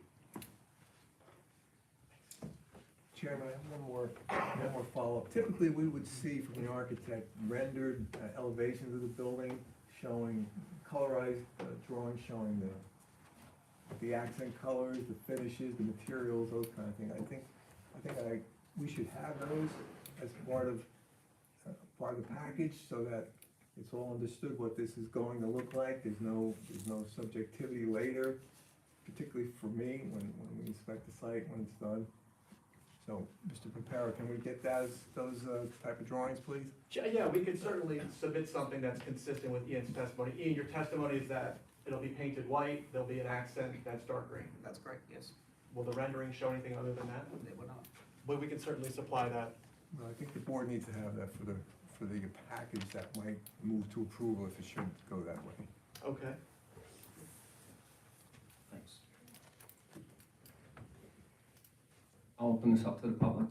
Any questions for this witness?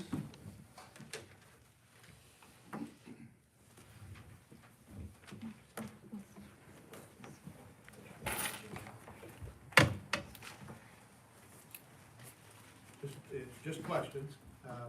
Please just announce your name and your address. Okay, my name is Catherine Spinella. I live at 11 East Hanover Avenue, directly across the street.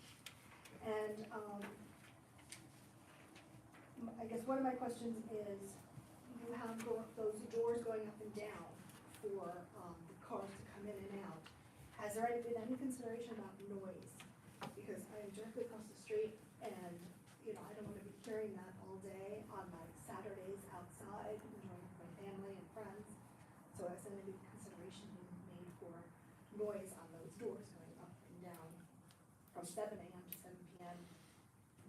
So let me, you can certainly, Ian, do you have any information on noise? What I can say, you can go first and then I'll. Yeah, I can't say other than I would say that most of the newer high-speed doors that are they're not quite the ruckus they used to be, is what I could say, is that technology has gone better, they are much quieter opening and closing, but I could not get into the specifics about noise levels. So what I was gonna add is that this site, every commercial site, is obligated to comply with the noise ordinance in the borough, which also follows the DEP, New Jersey DEP's requirements for noise, which limits decibel levels during the day and night. So we would have an obligation, like any business, to comply with not only the borough's standards, but the DEP's as well. Okay. And just in general, all of the proposals for signage and lighting and, are in the excess of the variances. And Sure. our concern is that neon sign across the street from our homes. And, the borough has put these variances in place, very thoughtfully for a reason, to keep it looking like a town, not Route 10. So, it's a strong concern if there are other alternatives to that backlighting and LED lights. This is a service center, so it's not like you're, people are trying to find you, they pass by, oh, I need to buy a car and go here. This is a service center for people who already own the vehicle. Sure, absolutely. And I think you'll hear when we get to our civil engineer, our planner, that some of those variances are being eliminated tonight by reducing some of the signage. And we've heard a great recommendation to maybe even do something with the time that some of the signs are illuminated. So you'll hear more to come on that, but certainly your point's well taken. And there was obviously a concern about the hazardous materials and, we're downhill. And I don't know what the seepages are or how often you move those out and what are the likelihoods of accidents moving those hazardous materials. Sure. So Ian, your testimony is that this facility, because of the low levels, the building code doesn't even require them to be segregated. They can be in the Right, open. they're not have to, there's no quantity that is above an amount that requires it to be in a separate room. And I will say that that's the materials are there, and the storage is there to store those materials exactly. So the point is to contain them and put them in a location in order to stop any seepage or anything else. So they have a place to go, and they're not just, laying around the shop floor or have any other potential to seep out. And Ms. Brandy's testimony was that they have a third-party vendor whose only responsibility is to pick up things like that. It's not one of the employees that's doing it, it's an actual company that's all they do, that comes to the site to handle those materials and bring them off the site safely. And forgive me if this was answered previously, but how often does that occur? Like how long are those hazardous materials sitting there? At any particular Sylvia, is that something you That's could? not something I Yeah. don't know. I mean, it's more based on usage. So, it's, Excuse me again. sorry, I have to go back again. It's hard to predict, is that, Yeah. it's based on usage? It's based and- on usage, and so at this point, I mean, it could even be windshield wiper fluid, where in our minds, we're not thinking of it being a hazardous material, but it is. So it's things like that. So it's some things that you think that, we call it hazardous material because that's what we have to call it, but it's not something, that's, I feel like. Not found in the common household? maybe? Yeah, well, just not, it's not as crazy as it really is. Gas stations have these types of things, or Exactly, worse? Okay. exactly, You're or worse. talking about coolants and. Yeah, there's coolants and Or things, I mean, toxic materials. yeah, but we don't, I mean, it wouldn't be anything more than, Mercedes down the street's gonna have. So, But that's not my background. I understand, but I'm just saying, it's not something, but they have a lot more flammable things, there's more oils and things like that there, because we don't have oil in our vehicle, so. Thank you. Thank you. Just one follow-up on that, so hazardous material. So you sound like you have process and protocols put in place, Correct. but has there ever been an incident? Not that I'm aware of when it comes to hazards, as Joe mentioned, that those are, it's a vendor that comes and does that all the time to get rid of the, Mhm. safely But remove, Rivian replace. has not had No. an incident. Not that I'm aware of. Mr. Gearbagley, if I may. Sure. All right, so just a follow-up to his point. The resident actually brought up a good point, some of you did, about the fact there's a gas station right across the street, right? Presumably, gas stations have more stringent requirements, right, than you're gonna have because they have more hazardous materials.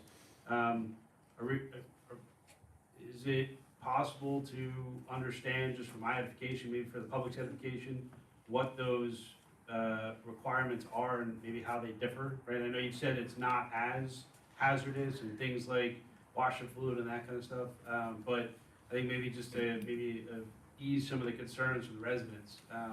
just understanding like gas station has this and Rivian has this, and this is how it's different. And I don't know if it's a question for the architect to Yeah, answer, I mean- so that's why I'm directing it for you, so Yeah. maybe an engineer can answer it later, or somebody. I mean, building code, this is all covered by the building code, correct? So as the architect, you have to follow the building codes, and you made the statement that due to the low levels, they're allowed to be stored in the open and not Yes, that's segregated. correct. So could you answer the board member's question about, well, what distinguishes that? Is it the level, the quantity? Correct, The it is the type? type of material and it is the quantity. And as we talked to Mr. Wright, I mean, we can provide that, and oftentimes we do provide that when we submit for a permit to the jurisdiction. It's an exact listing of what the material is, the quantity, and it shows you exactly how much you have. Because as I mentioned, when you start to go above those levels, certain more stringent requirements come into play. So it's more of a not to exceed Yes. these levels, right? So that differs from what something like a gas station would be able to have, right? Where their not to exceed levels would be considerably higher because they're servicing vehicles across the street that have oil and gas and all these other things in them. Okay, so Mr. Ryan, you've already asked for that as part of the, okay. We did. Okay, excellent, thank you. But I have a follow-up question. Is there an on-site, spill or hazardous waste program that you implement at these facilities? We have, EHS team, the health and safety team that has the protocols as they mentioned, earlier, and we have a team that, one, we have protocols if something happens, but we also have people that you can contact, 24 hours a day if there's an issue. And all the on-site employees are trained in They're all that? trained, yeah, everybody's trained to handle it and what to do next. Is there some written protocols that you can share with us for your facilities? Probably, yeah. Okay, thank you.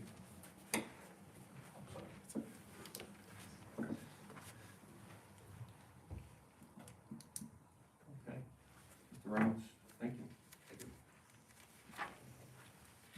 So it is about 9 o'clock. Is the board good to continue? No break, right? No few-minute break, I right? thought you said 10 o'clock.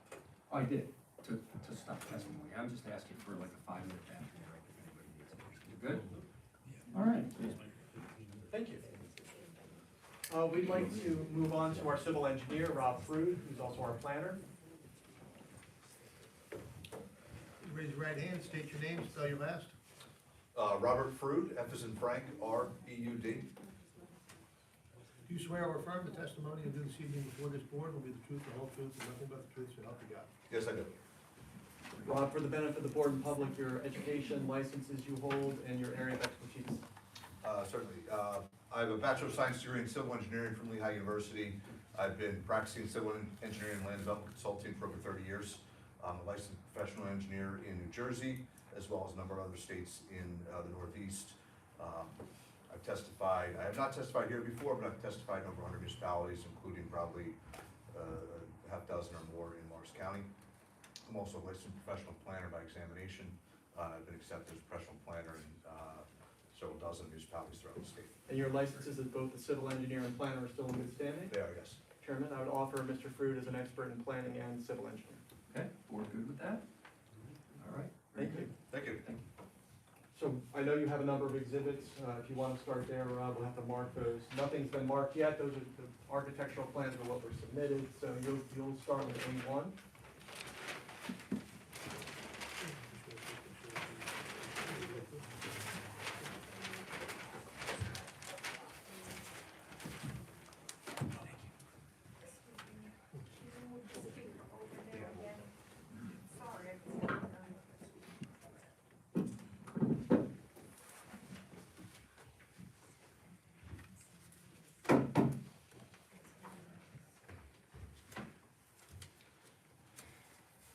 This is A1? A1.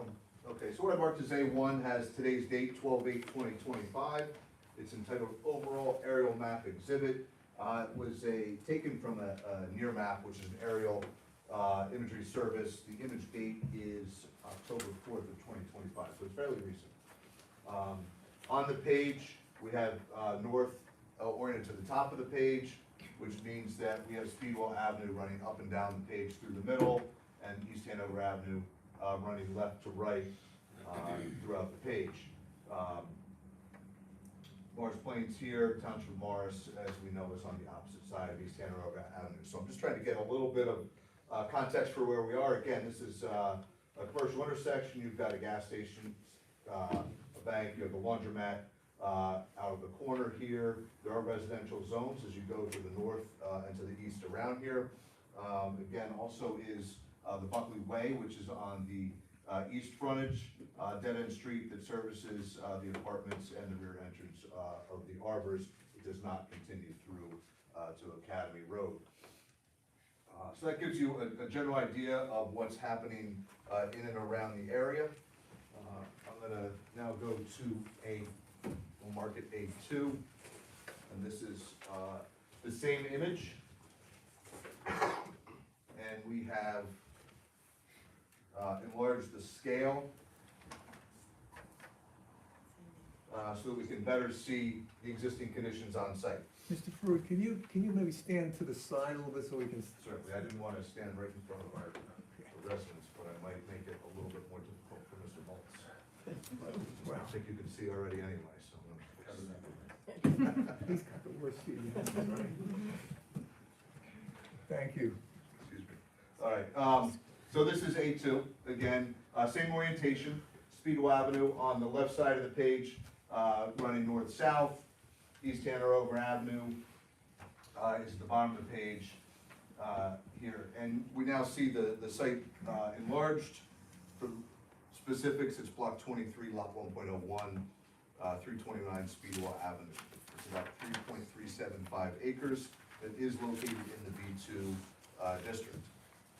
As you heard, and I'm sure the board is aware, this is the former Acme building. The building is about 32,900 square feet. Existing building sits in the northeast corner of the property with parking extending south towards Hanover Avenue, East Hanover Avenue, and west towards Speedwell Avenue. As you can see, it has three frontages, but it's not quite a corner lot because we have the laundromat and additional lot from a gas station that's carved out of the corner here. There is, throughout the site, there is lighting there today. They're a little bit older style fixtures, more of a Cobra style fixture, which is a taller pole with an extension arm coming out. On both sides, there are about a number of those throughout the parking area and on the perimeter of the street frontage here. Those are about 20 to 25 feet tall. There also is, and I'll get into a combination of landscaping here along East Hanover Avenue. There are a number of street trees at about a 20 to 25 foot cadence along the frontage. There are also trees around the perimeter. On the north side of the property, adjacent to the Arbors, there is landscaping there as well. There's also about a 6 foot solid wood fence that is constructed along almost the entire perimeter there, provides screening in that area. To the east, there is a evergreen shrub row that's about 4 to 6 feet high today that extends across that perimeter. There's some comments in the review letters. We'll look at augmenting that as necessary with the design. Generally, the site is flat. There's minor slope going from north to south. There are collection inlets throughout the site that we will maintain. Access to the site, there's three primary points of access. Main driveway on Speedwell Avenue, which is a full ingress and right turn only egress. That is, as you know, State Highway 202. East Hanover Avenue is a county route, 650. That today has two access points that are both full movement, meaning right turns in, right turns out, left turns in, left turns out, both of those driveways. There is no access along the east frontage. There's actually about a 4 foot grade differential between the road and the site, so there's a little, that's part of the reason there's no access there. Also, it's a dead end street, so it really doesn't serve too much purpose for the use that's there today. We talked a little bit about the loading operations that exist today. The loading dock, you can see that as the extension roof off the east side of the northeast corner of the building. That's there today. So there's loading operations along the east side of the building, angled parking in one-way circulation on the south side of the building, and then 90-degree parking throughout the front portion of the site. In total, There are 182 parking spaces on the site today.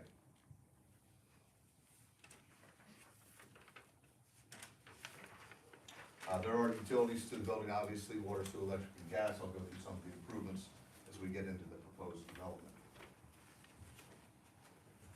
With that, I have an exhibit that is a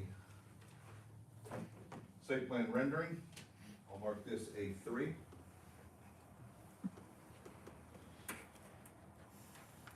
It also is dated today, 12/8/2025. What this is, the same aerial image around the perimeter. We've superimposed the site plan, and then we've superimposed the landscape plan. We've color rendered it to appear as it may post-development. This application, again, is to reuse the existing Acme building. Adaptive reuse, a great green redevelopment tool. As Ian mentioned, there's some improvements can be done on the inside, but the shell is in good shape. It's a solid building. It is primed for adaptive reuse. We're taking that, rather than demolishing it and recycling and taking it off and putting it into a landfill, we're gonna use that shell as adaptive reuse. We're also gonna reuse the parking lot. When we do that, we're gonna mill and overlay the entire parking lot to give it a fresh coat, and then restripe the entire thing. We'll also do other improvements, some landscaping improvements, some lighting improvements, and the utility upgrades you heard about. I'm gonna walk through each of those as we go. The first improvement that I wanna talk about is access to the site. We'll maintain the access point on Speedwell Avenue, but to East Hanover Avenue, we've had feedback from the county, we've had feedback from your professionals, and what we're doing is we're eliminating the westernmost driveway here that's most proximate to the intersection and closing that off. We'll maintain the driveway that is on the east side, closer to the Buckley Way. Right now, it has typical in and out arrows, but we will, in response to some of the feedback from the county and your professionals, limit the left turns in and out of that through signage and striping. At this point, we've received the feedback from the county.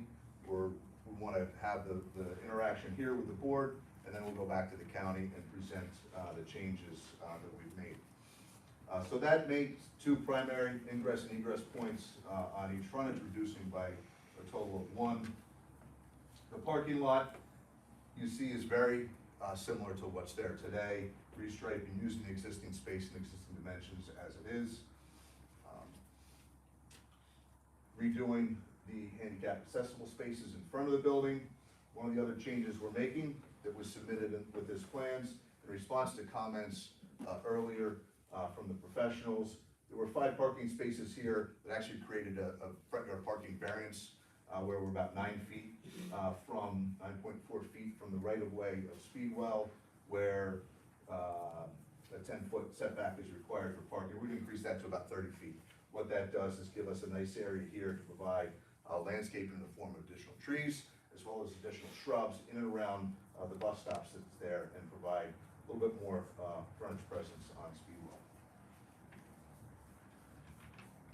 In addition, on the south side of the building, between the building and East Hanover Avenue, we are reorienting the parking spaces slightly, increasing the angle of the parking a little bit, so we can get compliant drive aisle widths through here in this one-way circulation.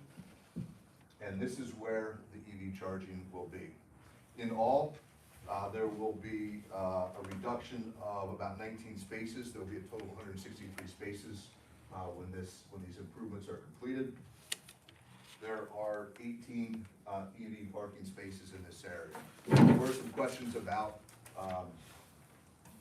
the operations of the EV spaces and how they're set up. All these spaces will be 10 feet wide. Within the EV spaces, every other EV space will have a striped area. You can see additional striping here between each of the spaces. So every other space, I should say, has an additional several feet of striped area to create some separation. So that goes towards the safety in and around those spaces and create some separation between the vehicles as well.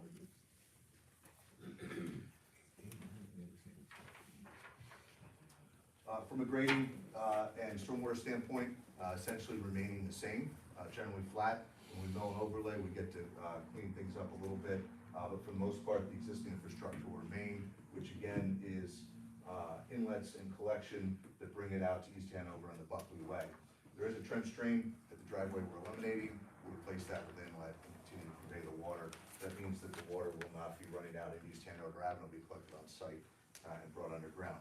There is a slight reduction in impervious coverage, about 1,300 square feet overall. What that means is this is considered, it is not considered a major development for the NJDP or per the Borough Code. Therefore, the reduction in impervious coverage reduces the overall runoff flow from the site and satisfies stormwater requirements.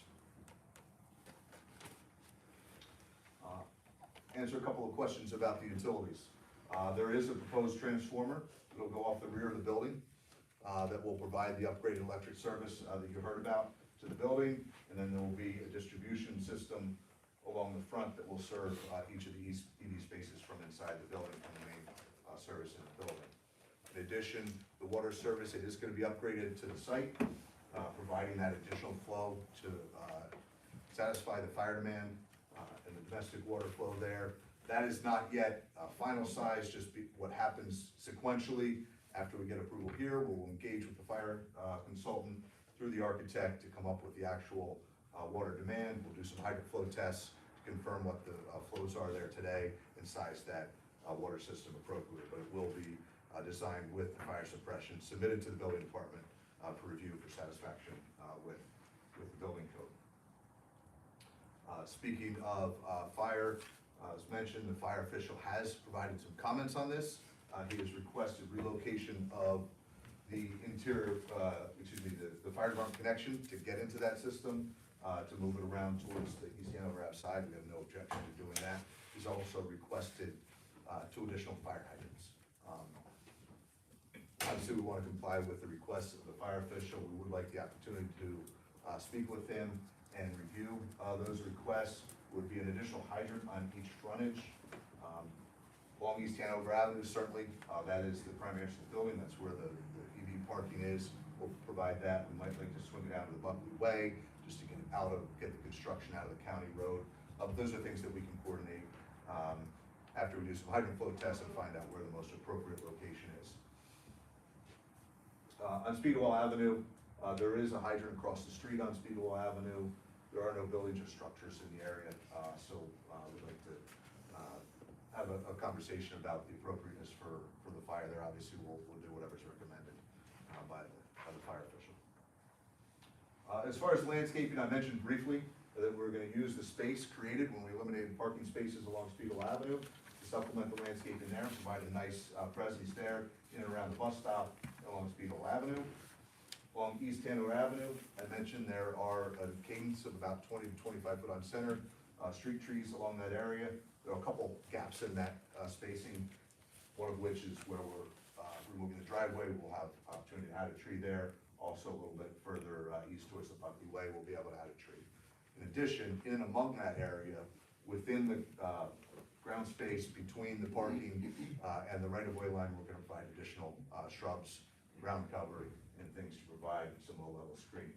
So what that means is when you're looking from East Hanover Avenue or across the street, you're looking through some trees now. We're going to supplement that with some additional trees as well as some low-level screen in that area. It won't be a solid screen, but it will certainly provide some interference there, so you don't just have a clear view of the building, as today with the acting, but we're going to supplement that a little bit. And Rob, just could you stop right there, because there was some questions about that. How far, I think Ian gave a measurement, but can you, from your drawings, speak to how far that is, that frontage of the building from East Hanover Avenue and from the closest residence across the street, across East Hanover Avenue?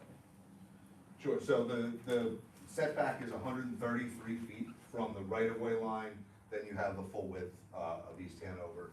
It's not listed the right-of-way width here, but we have, East Hanover has 4 lanes plus a straight quarry in the middle, so you're 60 feet or so probably of right-of-way there, so probably about 200 feet from the building to the right-of-way line on the other side of East Hanover Avenue, the sidewalk there on the other side of East Hanover Avenue, so it's a pretty significant distance. So between that distance and the screening that you're gonna be adding, the landscape screening, will that mitigate or screen, for lack of a better word, the I think it's one sign on that elevation? Just one sign on that facade, correct, yes.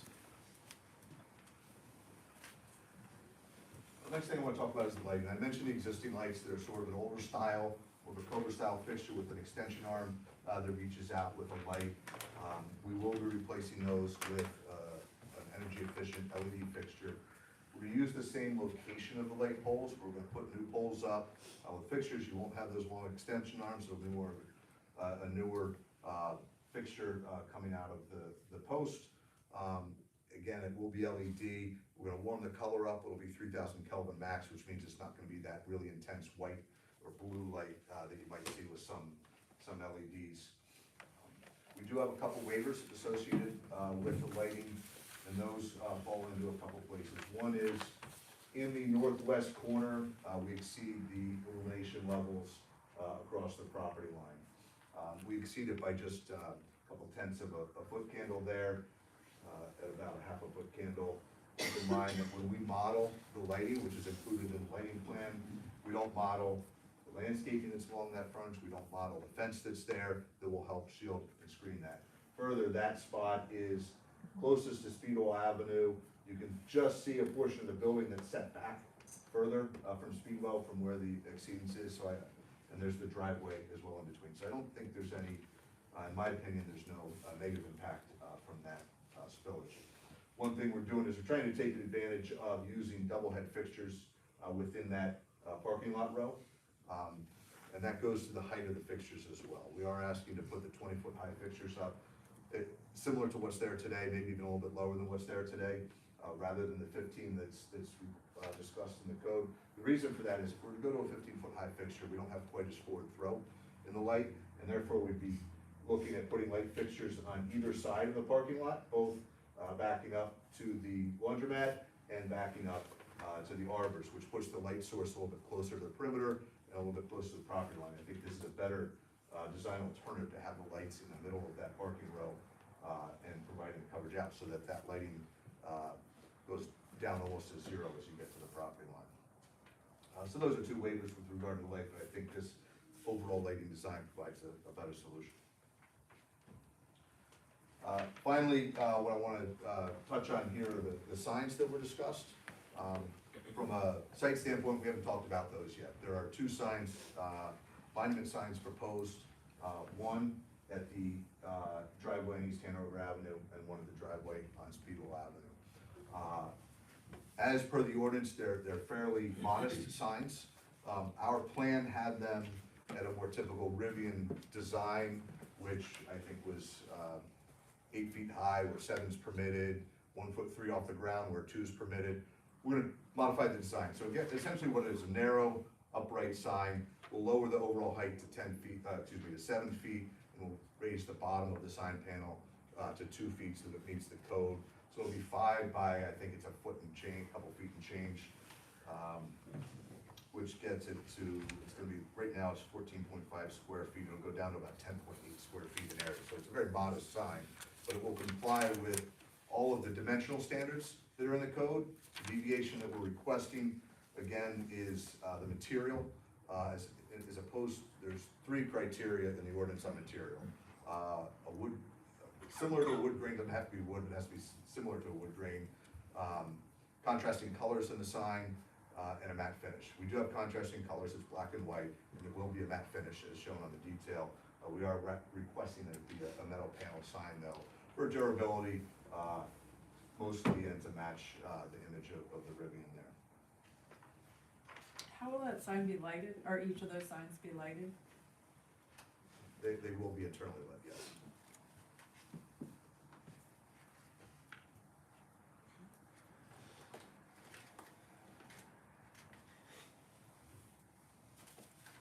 The wall signs, Rob, did you want to speak to those? I know Ian talked about the location, but we do need relief, I believe, for those as well. Yeah, so you heard where the signs are. There's one facing East Hanover Avenue and one facing Speedwell Avenue. Those are, they're 2 feet high, the letter height, where 1 foot is permitted. The logo is 1.33 feet, where 1 is permitted. So there's a little bit over on the sign height, and I'll get into some discussion from a planning perspective. but you can see on the exhibit, and you've heard what the setbacks are here. The ordinance here is a 30-foot building setback, we're at 133 feet to East Hanover, and we're 282 feet from Speedwell Avenue. So when you factor in the distance of the sign from the right-of-way, especially relative to what, the ordinances are written in continuity here, so the sign height, the letter height may be relative to a building that's closer to the right-of-way. So when you push the building back, 3 times or more, 5 times back from the right-of-way, a little bit higher letter height might have a similar visual impact, or might be visually appear similar as it would if it were closer and a lower letter height. So that's why we're requesting the height of 2 feet on those letters. I did want to point out, because there was a question about the directional sign. The directional sign that we're calling out on our plans is on the corner, in the concrete walk here, off the southwest corner of the building, just to direct customers and service and where to go. What Ian mentioned as far as directional signs on the building, those were the, tailgating and. Tailgating, Those types, so we call it directional, but really more direction to a customer, not directional signs as you might think of in the ordinance. And how many are there? How many on the building? On the building? I wanna say a total of 6 perhaps on the front facade, and then there's 2 by each exit. And those were? They are, these, we're talking based on size. What's the distance? You can't, this doesn't make the record. Dimensions. I would have to look at the exact dimensions, but, Sorry, just to help you a little bit, there's I would say probably about a foot height, max, but I would have to look that up to verify the exact dimensions of those.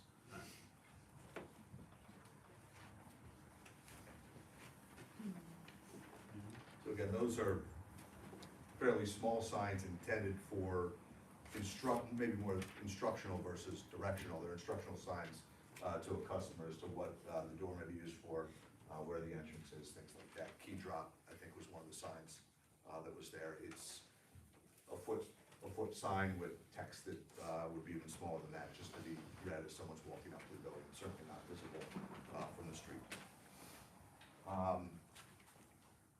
One thing I didn't touch on is the deliveries and the loading and the trash and recycling. So, as I mentioned, the layout of the site is consistent with the Acme. So where they had a loading zone at the rear of the building that would be active probably throughout the night. I didn't go back to the resolution of the operations of that Acme, but I would guess that most groceries are very active overnight. So, for example, this will reactivate as a grocery. It might be very active overnight with deliveries at the rear. We have very few minimal deliveries. We've already heard that those could be limited to the hours of operation, so limited from overnight, whether they come in through the back or through the front. We have a trash enclosure off of the northwest corner of the building. Again, we're working off an existing condition. We have 3 frontages, and we have an existing building that's tucked up against our one right-of-way, non-street front side. So we have a limited locations where to put that trash enclosure. So it is here, so that it's proximate to some of the overhead doors, or one of the overhead doors, to be able to get the trash and recycling out. Again, all of the hazardous materials will be stored inside. This would be just your typical trash and recycling you might get from the office area, from the break room, things like that. Easily accessible. We submitted a truck circulation path with the plans. Truck can come through the site from East Hanover Avenue, front load, and then come out to Speedwell. Again, that would be hours limited through the overnight. I think there was a comment about the material of that we can also accommodate the masonry enclosure that was requested in the professional's letters.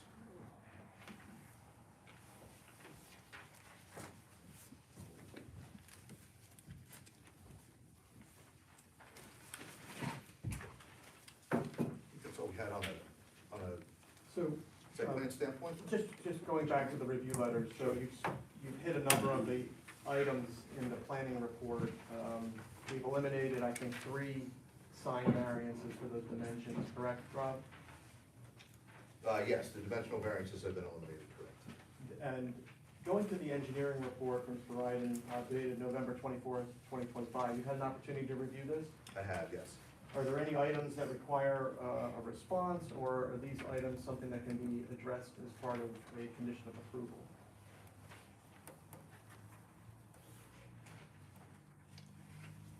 I believe they can all be addressed as conditions of approval. I think the one thing that was touched on in here that I do want to point out, one of the permits that would be required, in addition to the county that I mentioned, and is the DOT. Because Speedwell is a state highway, we would look for permission from the DOT to maintain that existing driveway for the proposed use. We did have submitted with the application a traffic and parking assessment that was also submitted to DOT. What that indicated was a significant reduction in the trips. This auto service center would be a much lower traffic generator than the Acme was, or if it was to be reactivated as a grocery. It'd be a much lower traffic generator, on the order of 30 to 50% of the current volumes that could come in and out of that as a grocery. Those were submitted to DOT, and they did actually just on the 5th of December issue the letter of no interest, which means that they agree with the trip generation calculations and that the driveway would be maintained in its current condition. Did you send a copy of that to the board? Absolutely, we will. It's dated the 5th, we just received it this morning, but we will certainly share that with they and the professionals.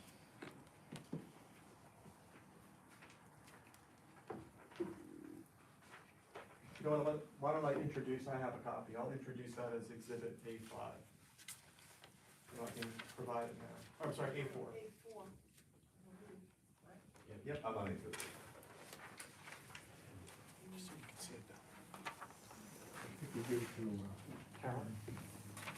The only other thing in Mr. Dryden's letter that I think he asked for some testimony to touch on is the volume of soil disturbance. As I mentioned, this is significant adaptive reuse. There's very limited activity happening here. It's really focused in a couple of spots. One is the trenching that will occur as a result of the utility improvements. Minor area at the closure of the driveway, and the removal of pavement at the front of the building. We might be talking about 500 yards or less of material overall in those components. Very limited soil disturbance, very limited soil removal on site. Actually, because we did make the adjustments to remove the driveway and modify the front on Spiegel Avenue, we now will file with the Conservation District because we'll be able to find that construction. And that, I think, touches on everything from Yes. Mr. Ryden's letter. If there's anything else, please let me know. Can I go now? Well, I think. Go ahead. Is it our goals? Is he done with his drive? Yeah, Mr. Ryden, go ahead. I don't think he's done with his drive. Does the board want to look at this now and pass it around, or? No. Yes. Yeah. Do you want Yeah, I'm gonna circle Mr. Floyd around. to finish his direct testimony before we question Yeah, him? I'd rather. Okay, that's fine. Yeah, okay. Rob, I know you went through the reports. How about I know the fire department, you've addressed that you'd like an opportunity to speak to the fire official regarding where those water connections will end up eventually, correct? Yes, but we're confident that we can satisfy his request. Yeah. And regarding the traffic engineering report dated November 5th from Mr. Maltz, any responses? I believe you talked about the closing of the driveway pursuant to the county recommendation. You've addressed the Buckley Way question. And you've also talked about the letter of no interest that we just received today from the DOT. Anything else in the traffic report? I believe so. There's some operational questions that I believe have been addressed.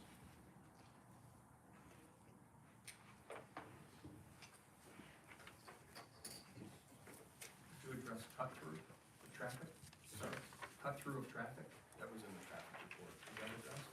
Yes, we would Signage? comply with this request for signage, yeah.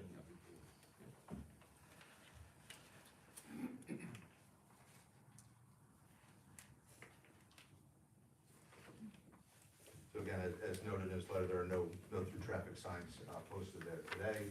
I think certainly elimination of a driveway will help with the cut through. It makes it a little bit longer of a route, not as obvious. So we'll maintain those signs and reinforce the no cut through provisions. And then the police department back in October 14th issued just a comment about any potential road changes with the county. Your office inquired with both the county and police department, correct, Rob? We did, yes. So we reached out to the county, we discussed with them, not aware of any proposals for right turn lanes or improvements along the county road. From our understanding, the county is not requesting any additional right-of-way along East Hanover Avenue. The only county recommendations are what you've already incorporated into the plan that's before the board, correct? That's correct, yes. And I think that's all the reports, so, I mean, do you want to, Chairman, Rob is gonna also testify as a planner, and he hasn't provided his planning testimony. Would you like the engineering questions first? Yeah, let's go through the engineering first. So, Mr. Ryden. All right, thank you. So in my report, back to the design waivers. You talked about the lighting waivers. I don't think you touched on the lighting levels in the parking areas, which are less than the required level of 0.5, where they're down to 0.1. Did you, maybe I missed that when you did your No, I apologize, I did miss that testimony, I apologize. And that actually goes to answering some of the questions about the lighting in the loading area. So we do have some building mounted lights along the rear of the building to provide that minimal code required lighting there. But along the rear of the building, it does drop below the 0.5 foot candles.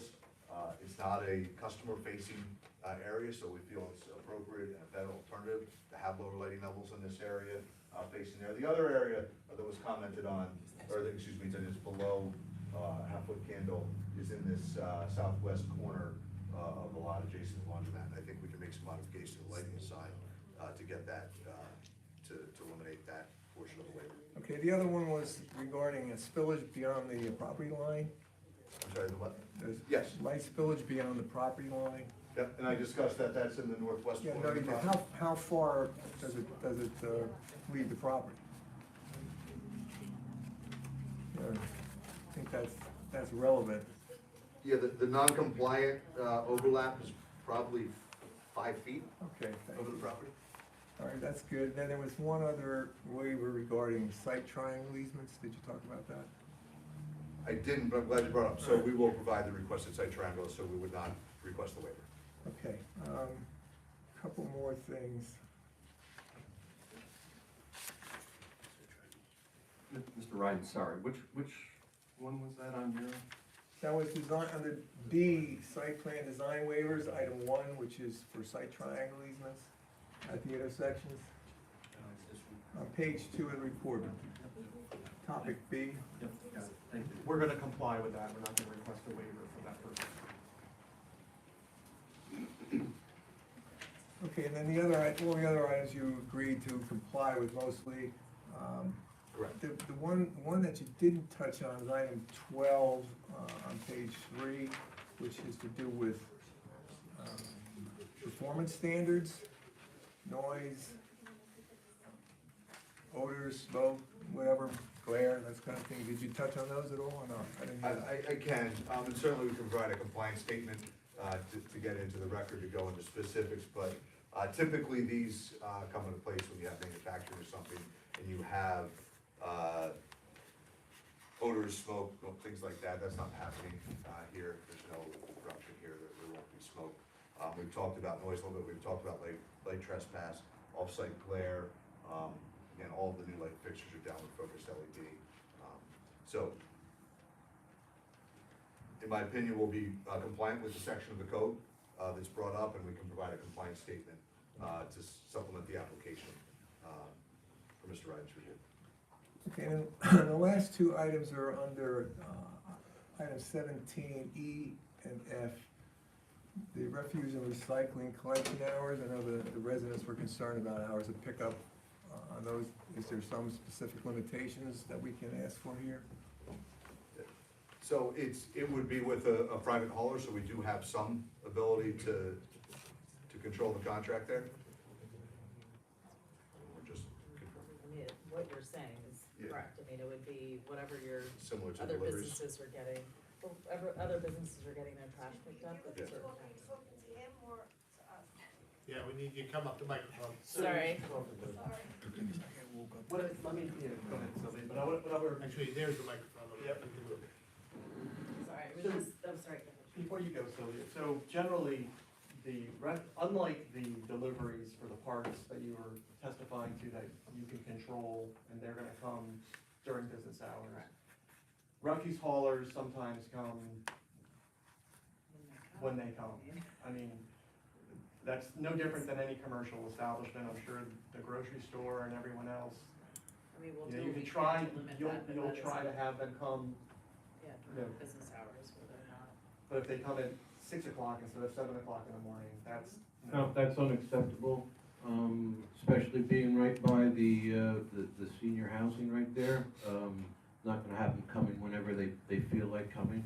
I'm sure Dynamic is familiar with some of the other requirements that we've made, with other businesses, as far as timing, a lock-in system, for the garbage dumpster, so nothing is able to be picked up before 7 or after, normal business hours, whatever that's gonna be, because I'm not gonna have anybody complaining about the garbage, getting picked up at 3 in the morning, so that's how that's. Sure. Okay, then the last item, Mr. Freud, was the hours of operation of the site lights and the sign illumination. Those be the business hours? So Maybe that's the for- site lighting goes into, from a security standpoint, we would keep the lighting on, from dusk to dawn. All of the site lighting, or would there be some night All level? of the lighting. Again, we've designed a newer system that'll keep it downward focused and keep it from extending over the lines. There's no amount of lights you can dim or turn off overnight to minimize the overnight lighting? I'm not sure, I'd like to see you look into that, please. we can look into that. Can I just ask a question? With this resident on Hanover Avenue, your house is probably on this sheet. Can you come and point your house out? Yeah. So we know where I you're talking appreciate about. it. It's pretty much right in the middle there. And I basically get woken up every night at 3 AM by Conroy's florist, and then the lights. The lighting, I think they're doing a good job of trying to mitigate, and I'm not trying to be difficult, but I already can't sleep at 3 AM because of garbage trucks picking up. Yeah, I don't mean to get into it, but the bottom line is, yeah, I appreciate your. All right, just so we have an idea of where your house is, Yeah. that's really all. I'm right here, that's it, you guys can handle it from there. Well, the question is still there on the sign illumination. Is that turned off at the end Yeah, of business? that goes off with business hours. Okay, thank you. That's all I have, Mr. Chairman. Ms. Laney? Okay, so you're providing 163 parking spaces, and, when we did a calculation of how much you need per our code, at the minimum, it was like 22, at the most conservative, it was like 73. So you're providing a lot of parking. And I understand that that's the site you inherited, but I know that you have gotten rid of, and I appreciate that you were able to sort of take back some of those spaces along Speedwell for additional landscaping. And I am curious if there is any potential to do that along Hanover. So, and you bring up the code is specific to say number of bays. This is not every situation is unique, this is not a typical service station. So that, we put that parking calculation on the plan because it's required by code, but from an operational standpoint, you've heard from Sylvia what's happening on this site and the cars that are here for maintenance and or here for delivery. This project really relies on, that's why this site was attractive. It's for a couple of reasons. One is the adaptive reuse of a building that's the right size, and number two is the parking that's provided. So having this amount of parking is critical to the putting the use here. Okay, so your testimony is you need 163 We do, spaces? Okay, all right, okay, it's actually less now, right? Because you got rid of 5? 163, I think is our number.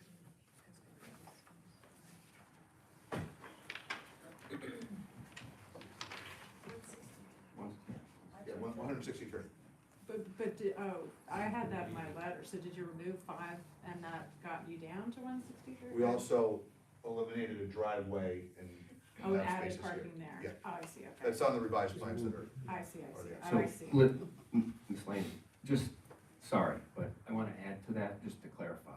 So I think I heard earlier that there were 75 vehicles on property at any given time, roughly. Roughly? I mean, for today, I guess. I'm gonna make you come up with it.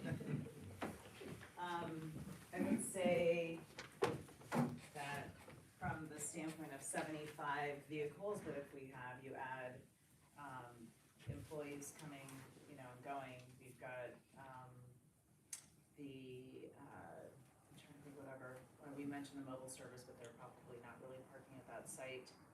Customers that are coming. Yeah, customers that are coming and going, I mean, you add all those, so I don't wanna say I'm gonna get rid of 100 stalls, because that is gonna be detrimental to our business, so I I guess- feel like, go ahead. Go ahead, no, finish, I'm sorry. I just feel like at this point, you know, as Rob mentioned, it's something that it was attractive to us to have the additional parking. We have a vehicle that's launching next year, it's our mass vehicle that's gonna be hitting the market, similar to, another competitor that had theirs rolled out in 2018, where, you know, the floodgates could open. We don't know what's coming and going, and I don't wanna be limited with the 29 parking spaces that is, you know, approved per code. Yeah, I mean, I think there's a big difference, right, between 163 and 22. Yeah, I And just it- don't wanna be limited, so No, that's I why understand. we just but- don't know, right? We don't know where our business is going, and, you know, this is something that, But perhaps you have some flexibility, right? I mean, that's, went from 186 to 163. Yeah, We've we've already already eliminated removed 20-some parking 20-something spaces, stalls. or where did you eliminate them? When we, so I think I mentioned, when we reorganized parking on the south side, we angled the parking space a little bit more to create compliant drive aisles that aren't there today. So the total in the number of parking spaces here is a few less. We have the trash enclosure here. So overall, just the little movements throughout the site, making sure that the ADA works, spacing through there, we end up with, again, about 19 less spaces that are there today. Again, that eliminates the impervious coverage. Again, the ordinance does not discuss impervious coverage, but we have reduced it. So again, what attracted Rivian to this site was that from a bulk standpoint, we're generally compliant with the ordinance, and we have an existing building that was very appropriate for the adaptive reuse, and a parking field that accommodated the needs. So with the 163 minus the 18 for the EV, right, because we're not gonna do away with those, we're not gonna talk about that, but is there roughly 20 parking locations along Hanover there? Again, against. It says 11 and 10, Yeah, yes. from right to left, about Yes. 20? 21. So to eliminate those, that's not an option, based on your overall plan. I mean, I guess because where I'm gonna going is because of the lighting and because Yeah. of the residents across Yeah. Hanover, right? Because if you could utilize that area for improved landscaping, Yeah. all that goes away, Yeah. or it gets more minimized. You know, I'd like to interject here, perhaps you would agree to that, and maybe beef up something here in the front, making that a little bit of a curve there and eliminate a couple there, with the provision that those would be banked. And in the future, if you need those spaces, you would be able to, it would be approved that you would be able to use them. You would be able to eliminate some of that landscaping and use them, because we've done banking parking spaces all over. And I think that would satisfy your requirement looking forward with the new, you know, vehicles that you're planning. And it would help us, and we would think, well, we're getting a little more landscaping, but you would have that opportunity to eliminate that if you needed it. I guess I'd have to see how that looks landscaping and be able Yeah, to it's- put paving in. I don't it's- understand how that works, but. I certainly can't, I'll let Sylvia or Sylvia may have to go back to, Yeah. to the larger group to talk about the number of spaces. As far as banking, this is unique because the pavement's there today, so to bank it, you'd be ripping out the pavement and putting landscaping in that may then go away. So, I, Yeah, that's, I have that concern too. I don't it's know how not that quite the works. same as a greenfield development where we say we don't need part of the parking over here, we're gonna bank it, and we're gonna design the stormwater for it, we're gonna address it, and then we'll agree when we need it. This is a little bit different because it's not a greenfield development. It's, again, it's the pavement is there today. I'm not saying no to anything, I think it's something we need to churn on internally, Okay, and figure it out. I think the landscaping Yeah. is important to us. I mean, this is the gateway from two directions. Can we add landscaping in here? This is a nice concrete area. Well, I there mean- used to be a gas station there. Yeah, a lot of concrete there. There is a lot of concrete. That's Um, another property owner that we don't have to worry about right now. Yeah, I was just. But that was a gas station, which was always, Yeah. impervious coverage. I would say that I feel like the bed in this area where the trees and things are, we added additional shrubs, I feel like is pretty wide enough to accommodate the additional landscape that you're looking for without having to take these, because I agree with Rob. And also from the landlord standpoint, releasing the building, we have a 10-year lease, like it's not something that, we're now taking away and kind of starting to, remove from their standpoint, if they lease the building, 20 years from now, that they're now limiting with the number of parking spaces that they have. I'll just add that the last applicant for this site did provide a 20-foot wide setback on Speedwell. So Talk about it and come back On to it. Yeah. Speedwell? We I'm sorry, added not additional- Speedwell, but I'm Yeah. sorry, I meant Hanover. We added additional, We did, yeah. we added, so all of this that's around, behind the bus stop is all, we removed the parking spaces and added. Yeah, I misspoke, I meant Hanover, yeah. And then I just moving on to another topic, okay. All right, so you mentioned, basically, would you confirm that the lights essentially are sort of dark sky compliant, they have cutoff, they have the full cutoff, and you said that they're sort of contained, you can't see the bulbs. That's correct, so it's a housed LED fixture, downward focused, dark sky compliant, and it's 3,000 Kelvin, so it's not it's a little bit more of a yellowish, preferred, temperature. Okay, and then there were, a couple of, the trash enclosure, I know there's a design waiver, right? Because you're putting it in your front, when your front yard. Can you discuss, I mean, I know you haven't put your planning testimony on, but why why you chose that location? Sure, so a couple things, again, we're working with an existing property, so we have the multiple frontages, our building already sits along the property line. The existing loading dock and loading area exists, facing the Buckley Way. So really in my opinion, the couple locations for the trash enclosure would be to put it along the Buckley Way, again, the same distance from the arbors, but now closer to the apartments, or put it here, where it's also proximate, to the overhead doors, so it's a little bit, easier, more conducive for the removal of the trash. All the front of house is here, that's primarily where the trash recycle will come from. And I think with again, not to really get into all the planning, but I think with the limits on the hours, that we'll be talking about, certainly mitigates its location. We're gonna change it from a chain link to a block enclosure, that'll certainly, and it's behind a 6-foot wood fence, so from the residential side, you're gonna see the 6-foot fence without seeing the enclosure, and you're several hundred feet, from Speedwell Avenue, so I think visually, it's really gonna go in, once you make it a block enclosure, when you're looking from Speedwell, you're looking a couple hundred feet in at the building, you're gonna see a block enclosure, and then you see a block building, so visually, it'll all kind of look similar. Okay, and then the final, it was another, I think it's a waiver, it could be a variance, but I'll have to double check.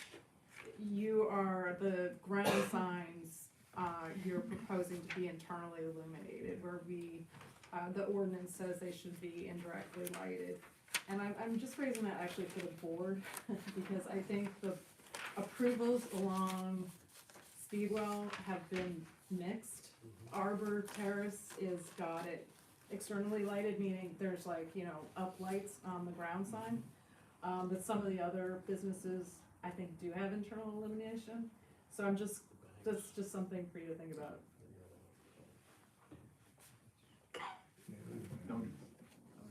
Sorry, it's a variance, I'm sorry. So it is a variance, because right now they're proposing to have it be internally illuminated.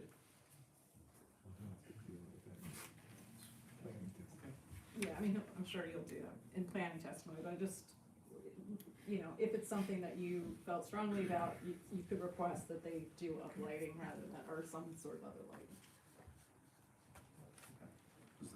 At this point, does the board have any feeling on it?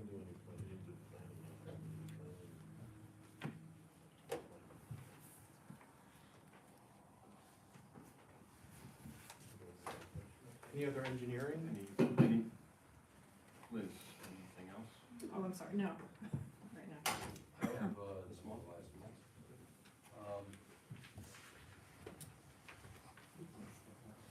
You've modified the plan so that you have two access drives, Speedwell, which doesn't permit left turns out, and the Easterly Drive complying with the county's comment, but no lefts in and out of the Easterly Drive on East Hanover. Correct. As I noted in my comment number one problem, and I don't know if the county was aware of the situation, but if you don't have a left out of Speedwell, you don't have a left out of Hanover, you have no way to exit the site and proceed east on East Hanover Avenue. You have no way to make a left to go east in that direction. Did anybody address this or raise this with the county? We have You not. understand what I'm getting I at? certainly do, and it's something we've talked about internally. We have not gone back to the county yet to finalize this, but we've discussed it internally, we've discussed it operationally. This is not the local grocery store, this is not a drive-by convenience type use. These are customers that are coming from a few miles away that know where they're going. So if they can't make a left out, if they were on another road where you can't make a left out, they're gonna find another way around to get home, to get back to their, or to get their destination.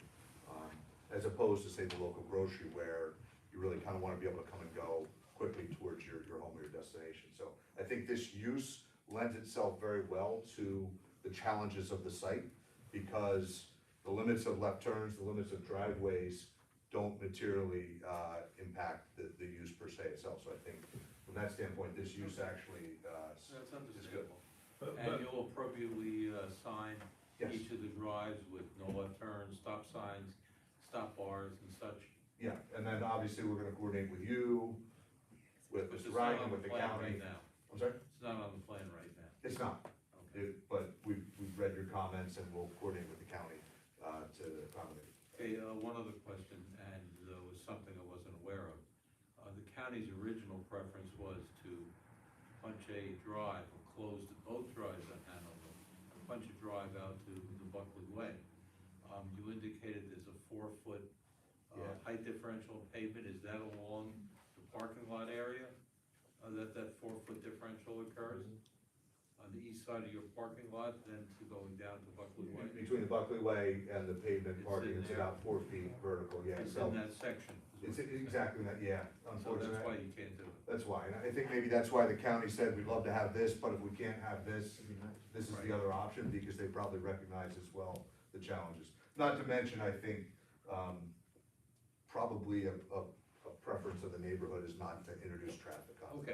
And we need parking there for other businesses that Yeah, are along the Buckley we can't Way. give up And the- parking And the spaces. apartments over there use that for parking as well, so. I just wanted to get on the record. Yep, and as long as we're talking about traffic. So, when you are eliminating these left-hand turns, what are you doing? You're forcing traffic to go onto our residential streets to make loops and turn around. And the reason I'm bringing that up is, and I think you're familiar with this, about a mile down the road, there's a huge development on both sides, okay? Originally, and I have the report here from the county from 2013. This is not included in their letter. What was the main thing that they wanted then? Jason and I were here in 2013, right? The East Hanover Avenue Corridor Traffic Study was completed in 2013 with consultant services provided by NJDOT and guided by the Committee of County and Municipal Representatives. Congestion and anticipated redevelopment along East Hanover Avenue you can make a copy of this, for addressing traffic along the corridor. The study evaluated current roadway conditions, trip generation, pedestrian and bicycle activity, traffic volume, transit, travel time, crash data along East Hanover Avenue in Hanover, Marsh Plains, and Marsh Township. Traffic growth and congestion levels were analyzed for 2015 to 2035 forecast years. 3 alternative scenarios were developed to evaluate the effectiveness of the potential improvements in mitigating the future traffic growth. And one of the things, the most important thing they wanted, was a right turn only lane at East Hanover Avenue as it meets Route 202, okay? Did the county ever look at that? Is that in this letter? No. No, it's not in this letter. What are they doing here? You know, I mean, what they're asking for doesn't even consider this tens of thousands of dollars of study that they prepared in 2013. So I'm not sure we want to put traffic, a few additional cars, but on that development on East Hanover Avenue, where is now the ShopRite and Novartis and 7-Eleven, there are 3 unsignalized exits and entrances, okay? There's no left turn. It isn't there. So this is such a much less use of this property. A left-hand turn, you're gonna put more those cars on I think, on our local streets, because they're gonna turn right out of Speedwell Avenue, and they're gonna go up to Hillview and go down Mountain Way and come out on Rosedale. Okay, can I add to what Mrs. McCluskey is saying as well? Where's your truck gonna go? Right? Because I don't think a car carrier is gonna fit under the overpass at the railway, so it can't go right on. Sure That'll be my next question. No, that'll go. And It has to be A transport carrier? Yeah, they're 13.6 and the bridge is 13.8, and that's state road, so it has to be available to a tractor trailer. And those traffic trailers and all those really semi-trailers, they have apps that tell you where you can go and where you can't. So they're not gonna get stuck under there, they'll go around. Though that underpass changed in the last 10 months, because it used to say no and now it says yes. Well, Yeah. I'm sure that, yeah. It took the sign down. I'm sure they'll figure it out. But still, that's a truck, auto transport taking a right on Speedwell, and then going wherever it goes, presumably up Tabor Road, not out to Route 10, right? It's not great traffic planning for Speedwell in particular. Especially during hours of operation for this, I mean. Won't go back out. That circulation, especially of deliveries and trucks and stuff, is one of the things I wonder about here. On that same note, how are you getting a 53-foot tractor trailer back into that thing without backing up on Hanover Avenue? There's no using the loading dock. Yeah, how you getting into that loading dock? They're not using the loading. Oh, they're not? We For will for cars? certain trucks, but not the car carriers. I'm just saying, Car carriers are gonna park. what the county letter, Yeah. I have to tell you, I would just dismiss the whole thing, to tell you the truth, you know? I mean, the most important thing, right right, Jason? The most important thing the county wanted was that right turn only lane. Did they even mention it in their letter? That's not in the letter. No, they have this ridiculous stuff about creating a driveway up on the Buckley Way. Really, and the fact that they permitted all of those unsignalized right and left turn entrances and exits a mile down the road. They looked at none of this when they allowed that. We were going to have 10-foot wide sidewalks. We were going to have bus, places where buses could come in. We were going to have, what else was there in that, There's various right-hand turn lanes throughout, the bike lanes they were Bike supposed to have, lanes. sidewalks. the first improvement in that corridor was, what is it, the Quick Check? What is the one down there with the gas station? 7-Eleven. No, with the gas station on the corner of East Hanover and Ridgeville. Quick check.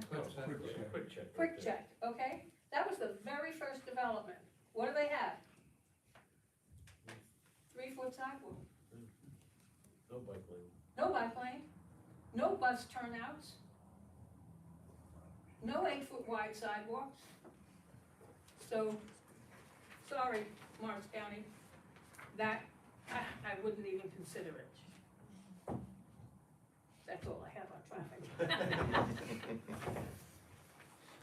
That's something I think that has to be brought up from somebody. I mean, I was totally unaware of that report, but if that's something that's still an issue, somebody, I guess from the board or the applicant has to raise it as to why it's not being done, but it was in a previous study that. Well, I happen to think that there are people on this planning board that are not happy that it wasn't included in this letter, but, right? Yeah. Certainly hear your comments. Ultimately, we have to get approval from Morris County, so I think we need to get Well, maybe you everybody on want the to same page. include this with that, because I Tell them have to it, take a look at it. tell them to take a look at this and at their aerials. And we have a traffic engineer involved in the project, I'm just talking about the site elements. We'll have him speak with the county and look at that report, and I don't know what's happened personally since 2013 to now at the county level on East Hanover Avenue as far as Nothing, master planning, so. nothing. We'll certainly dig into it though, because obviously Somebody has to. we need you guys to like it, we need the county to like it, so Somebody has to. we'll figure it out, yeah, we'll get into it. So I have these, if you want to see them. If I could, continue on a few things. Pardon me? I just want to continue with everybody's slicing up. Yeah, sorry. Relating to the access that's being proposed, just so you know, you said that a truck turning template, plan was submitted. Yes. Tell me what sheet it is, because I don't see it on the list of sheets, and I don't remember seeing a plan like that in my package. I apologize. I That's thought that was part of the one of the package. things It was, I'm sorry? That was one of the things I asked for, truck turning. I did bring a copy, for some, I thought it was part of the package, I apologize. But I brought it, because we prepared it, and I thought it was part of the package. So maybe we should, there was an A4, right? A5. So this is A5? That's it. You could send me a copy of that. Absolutely. So you have, So if you give me, I'll just introduce this real quick, and then, so this is A5, also today's date, 12/8/2025. It is the vehicle circulation exhibit, and this shows the refuse vehicle, coming in, and out of the site from multiple directions. what about the car carrier? That was not, Isn't that the more critical design vehicle? we can overlay that as well. But it's bigger. It is bigger than a trash vehicle, yes. Okay, and how many cars would one of those carriers? I think the testimony was about 5. About 5? So it's. I think there were about 30 a week, so you're talking about. This size. Okay. So you'll get me this We'll get it. template and also the turning template for the trucks. For the whole board, yeah. Okay, and, your anticipation for the truck access and egress is right in, off of Hanover, through the site and then right out on Speedwell? Is that what you're showing? I mean, that's showing. Well, I mean, the refuse this is the truck. refuse truck showing multiple You options. assume but yeah, that it's gonna be the same, or will the truck carrier not fit? I'd have to run it to confirm. Okay, that's something that we have. We'll have that prepared. The other question related to the railroad overpass. Just wanted to be sure that the carrier is gonna be able to fit. We'll check on that. Because if you're gonna make the ride out Speedwell, you're gonna have to go all the way up Speedwell, make the turn underneath the bridge, and then go on paver to head up to, Route 10. They'll just deflate the tires. Usually that's after they hit.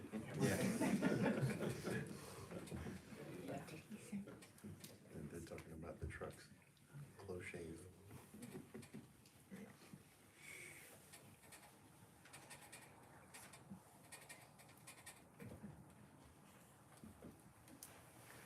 Okay, in terms of some of the other points in my comments related to site engineering, days of operation, potential cut-through, DOT, letter of no interest, that's what I anticipate you would get, you got it today, so you've answered all those questions.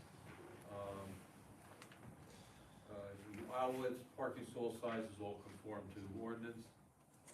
I've noted that you've got to provide the regulatory signs and paint striping as known as stop signs. Yes. Whatever, return restrictions.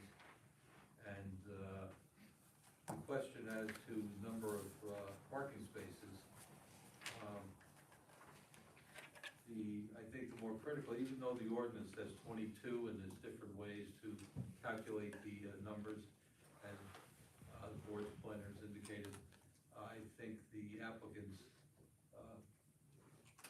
representative indicated there's about, on a running basis, a maximum of about 75 spaces that you might need. That's only about 45–50% what's provided on site. So I'm comfortable with what's shown, because that was one of the questions I had, that it's not just service, but it's prep, and the prep has to get added on top of it. So it appears to work. I don't think it won't jam to the last space. So I think, from the site engineering, I think that takes care of what I had. But it's very important they get those two turning template plans. Services. Okay?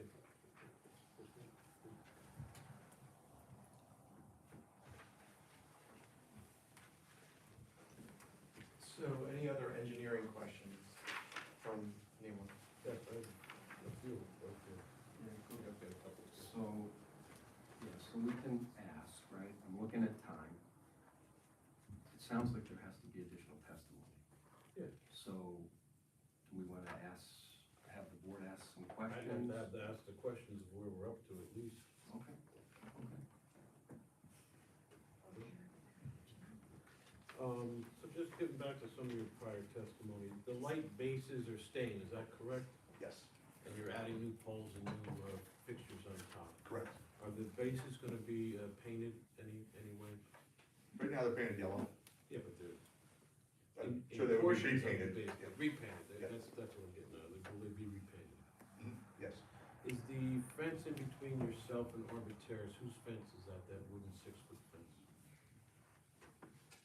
I believe it's their fence. On the survey, it's on their side of the property line, and it looks more like something the arbors would put up than the old Acme. Are there gonna be any lawn sprinklers, for the added landscape, areas? I don't know that we have intentions to. We certainly would have the 2-year guarantee to make sure it takes, and we would pick landscaping that would, not require sprinklers. What happens after 2 years then? Well, then they've established and they live naturally without the need for irrigation. Are you gonna be placing any bollards anywhere?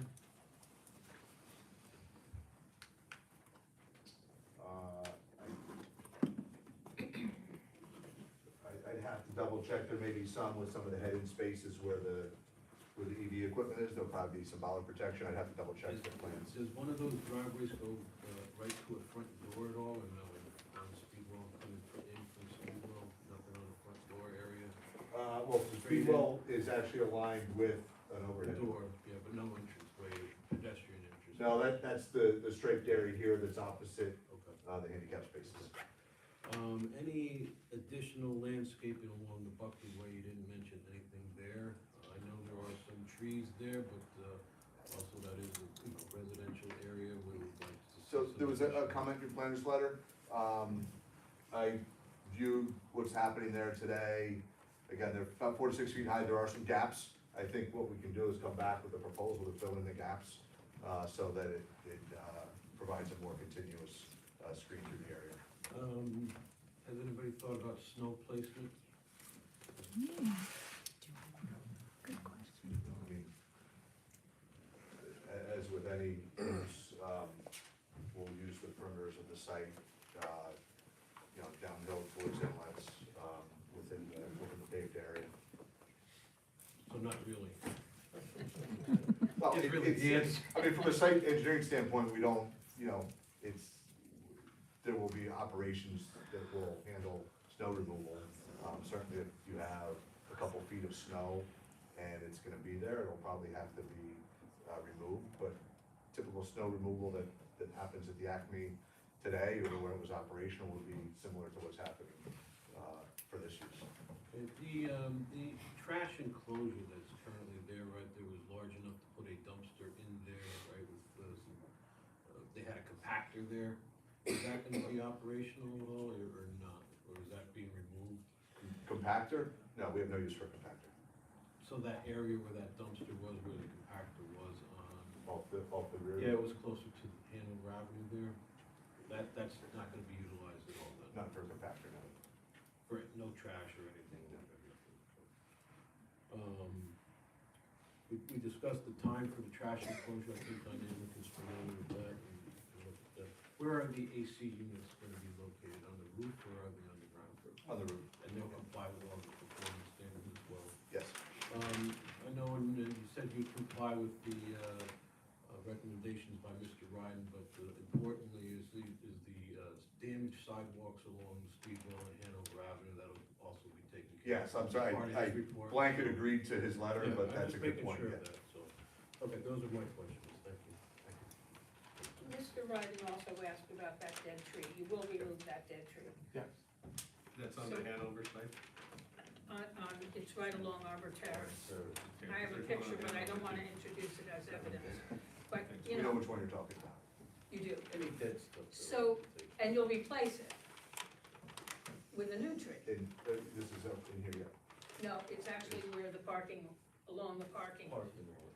Yeah, where there's parking, yeah, there's a Along dead the line, tree yeah. there, so if you If we move it, remove it, you'll yeah. replace it. But I tend to get into the weeds, and I'm getting into the weeds here.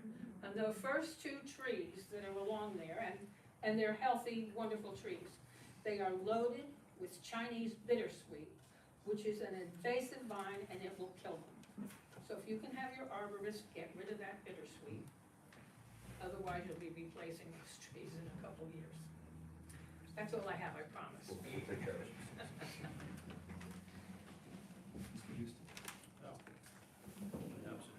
Yes, thank you, it's all right. Threw you for a loop there. So, just on back to the number of, parking spaces. There was a comment made that reducing it down to 22 or whatever the, minimum requirement is, would somehow make it detrimental to the business. Can you explain that a little bit more? How is it detrimental to the business? But we don't have enough parking. Well, what do you need parking for? It's a service center, right? Well, we have 14 employees, let's say at any given time, that's 14 Uh-huh. that are cars.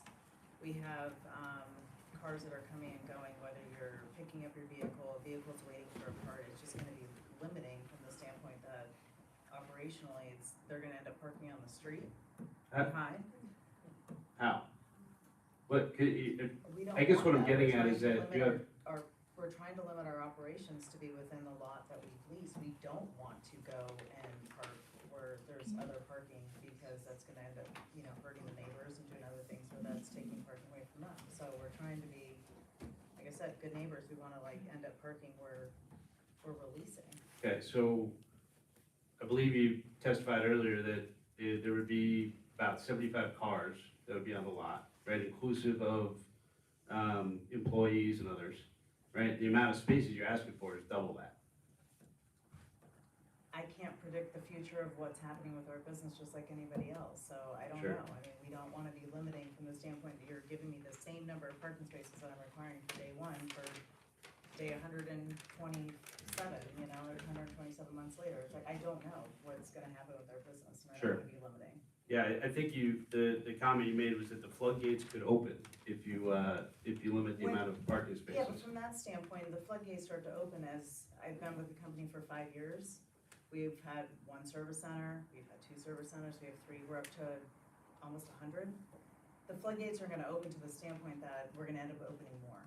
So it's not like we're gonna keep doing business only out of 1 service center in New Jersey. Okay, so I'm still not understanding how that equates to needing 163 parking spaces. We lease the building because it has the parking, it's got the ceiling heights, it's got the visibility, it's in a great demographic. So I mean, these are all things that we wanna be to the point where we have the ability to expand if we need to.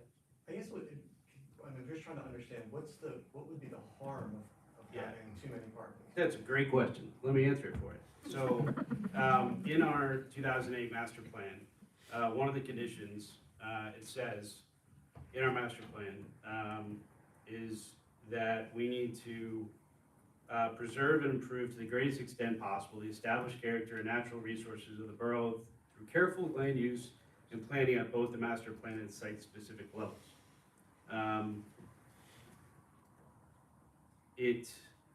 So I take that to mean that you have a responsibility, right, to improve that site. So that if you don't need, I understand why the previous use needed that many parking spaces because it was a grocery store, right? But this is a service center, right? It's not a car dealership. You're not having cars there that people are gonna see, they're gonna test drive, right? You do the demo drives, but those are scheduled, right? Most of the stuff is bought online. So most of the people that are coming in, they're coming in to get their cars serviced, right? They're driving through, they're driving out.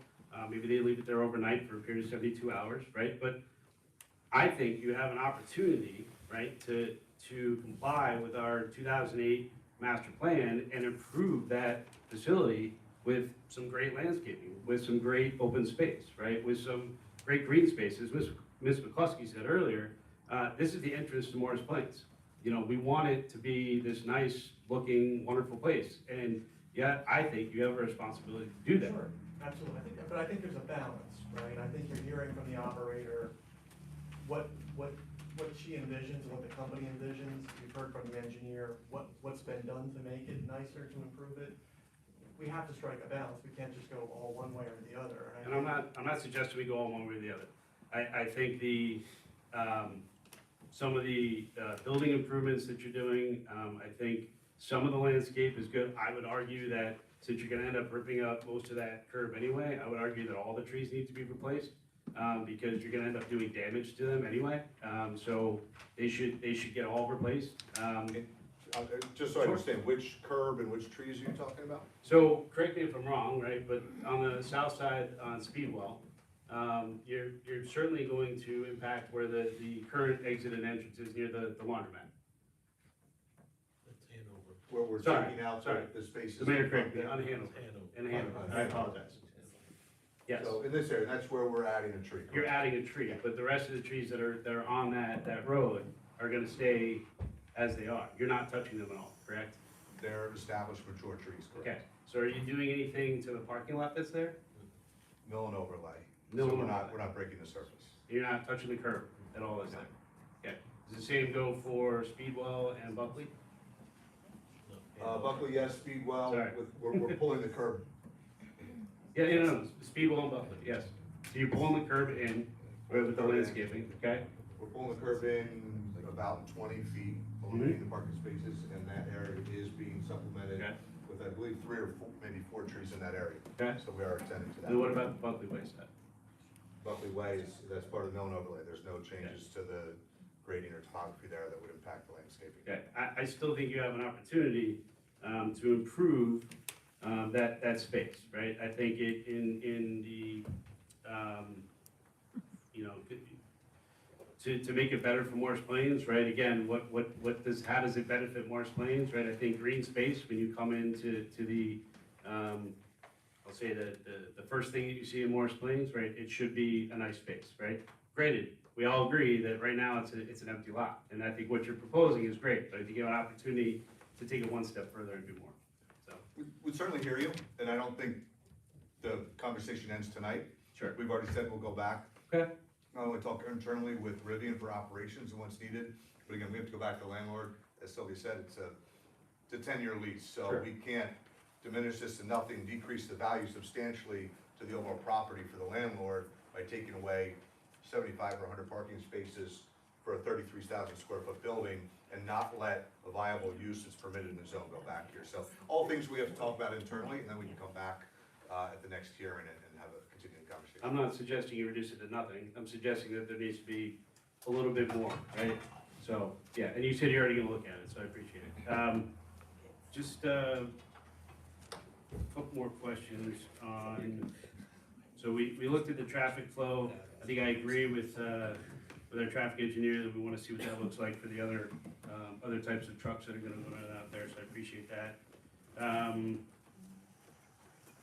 The fire hydrants and the connections, that were requested by the fire department, whose cost is that? Who's paying for that? That would be Rivian. The applicant's Okay. fault, yeah. Okay, great.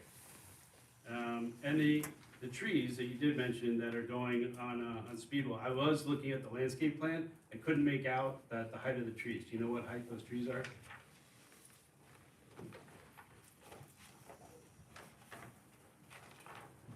One second, I can.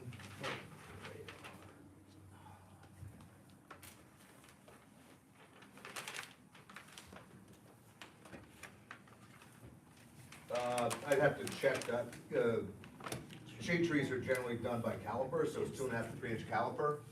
That depends on the type of tree. It could be 6, 8, 10 feet, I don't know. If you want a height, it's sometimes hard to define a height by caliper, but So just landscape standards are by caliper for Okay, shade trees. so just for everybody's edification, caliper means what, diameter of the The root? diameter at breast height, so diameter about 4 feet off the ground, the diameter of the trunk. Okay, so you're saying the diameter, that measurement is 2 to 3 inches is what? 2.5 to 3 inches is 2.5 to what's 3 inches. standard in the industry, and I believe it's satisfies your code. Okay, understood. Again, I think with respect to the residents across the street, right, with the lights that are gonna be generated, gonna be left on, right, all night, I think looking at, you know, a tree or a higher tree might be a good idea, so. Hey, you said Speedwell before, and now you jumped. Sorry, right over. I'm sorry, I keep jumping around. Okay, Hanover is so- what I meant, I apologize. Let me build on what you said, because you've Sure. got a redwood bud there. Redwood's not a tall tree. It doesn't like compacted soil. It doesn't like dry roots. So if you don't have sprinkler there, I think you need to think about a different tree that's taller. And we'll do more to block that off. And it's more appropriate for that planting. That was on the East Hanover side? It's on the East Hanover side. And I do believe there's at least one tree that's either dead or close to dead on that as well, that needs to be thought about.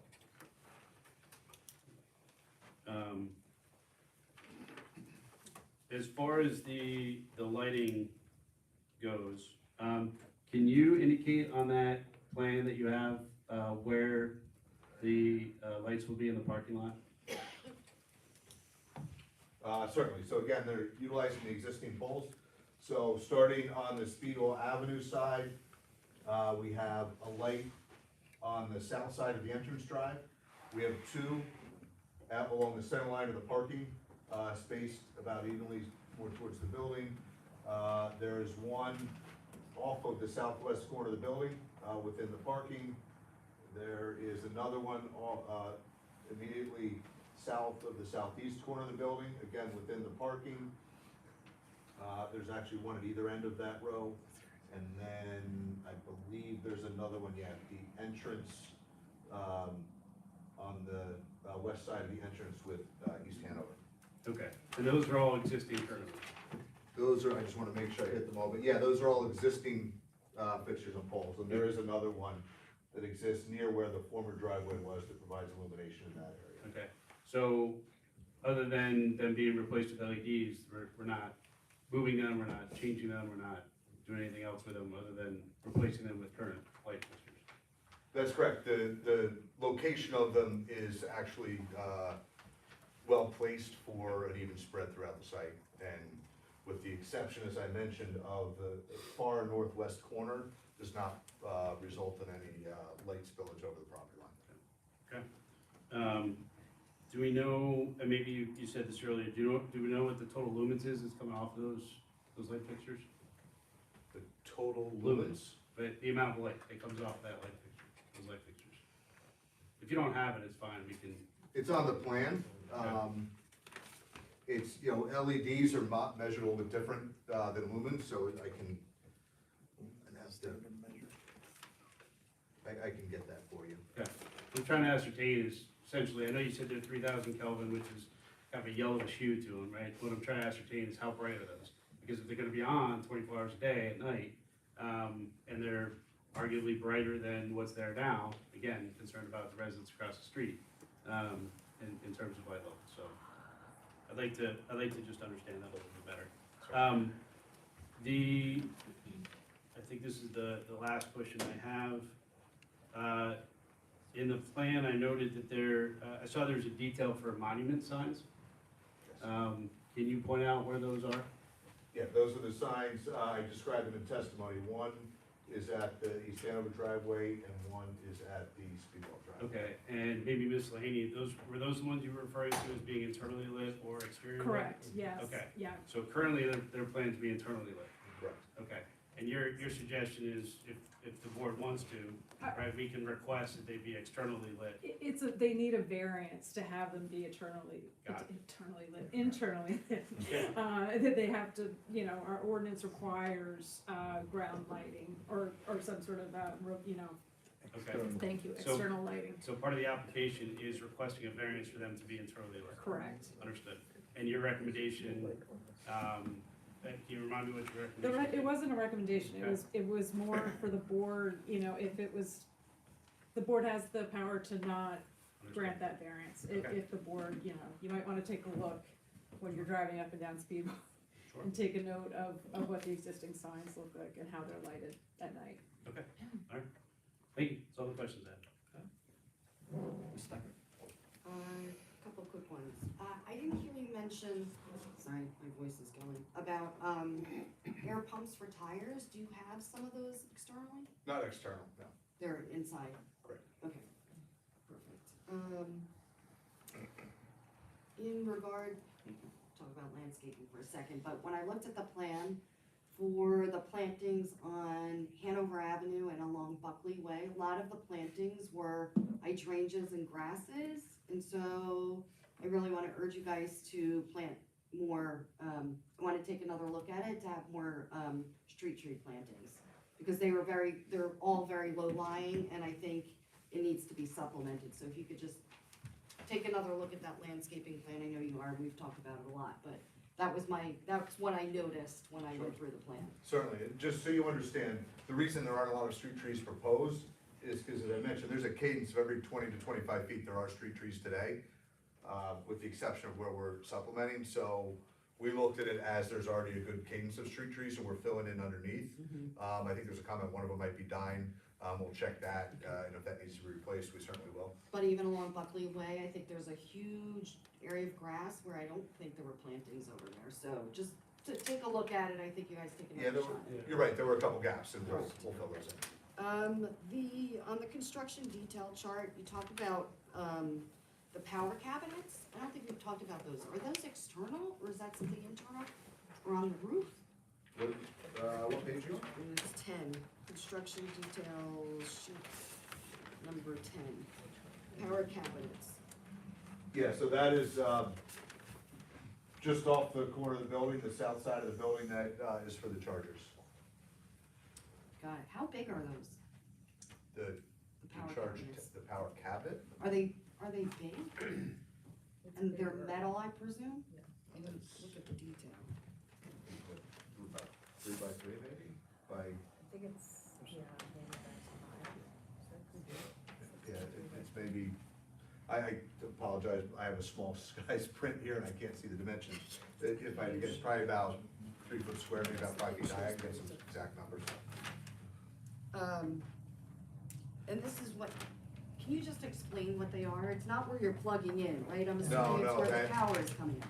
That, the power comes out of the building, comes through that, and then it feeds into underground conduit from there into, so if you look on the plan, there's a little, almost, on the, rendering, it's a dark line that goes from unit to unit, that's the conduit, that feeds the power to each of the, charging towers. I'm just trying to figure out if it's a big ugly thing, or are we talking like 6 feet, or are we talking like 30 feet of power cabinets? Cause I can't read it either. It's So- about, again, it's about 3 by 3, about 5 feet high, And how many of them? 1. Oh, That's the power cabinet that feeds the chargers. The Yeah, charging yeah. posts are much smaller. okay.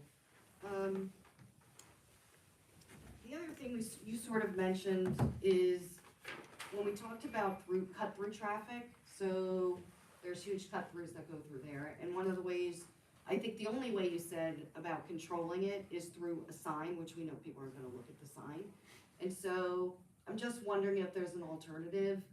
I don't know, cause I'm not, this is probably something dumb to say, but like speed bumps or something in there to dissuade people from going through. I just think it's something that needs to be considered, because it does become problematic. And that's Without it. that right turn lane. Left turn lane.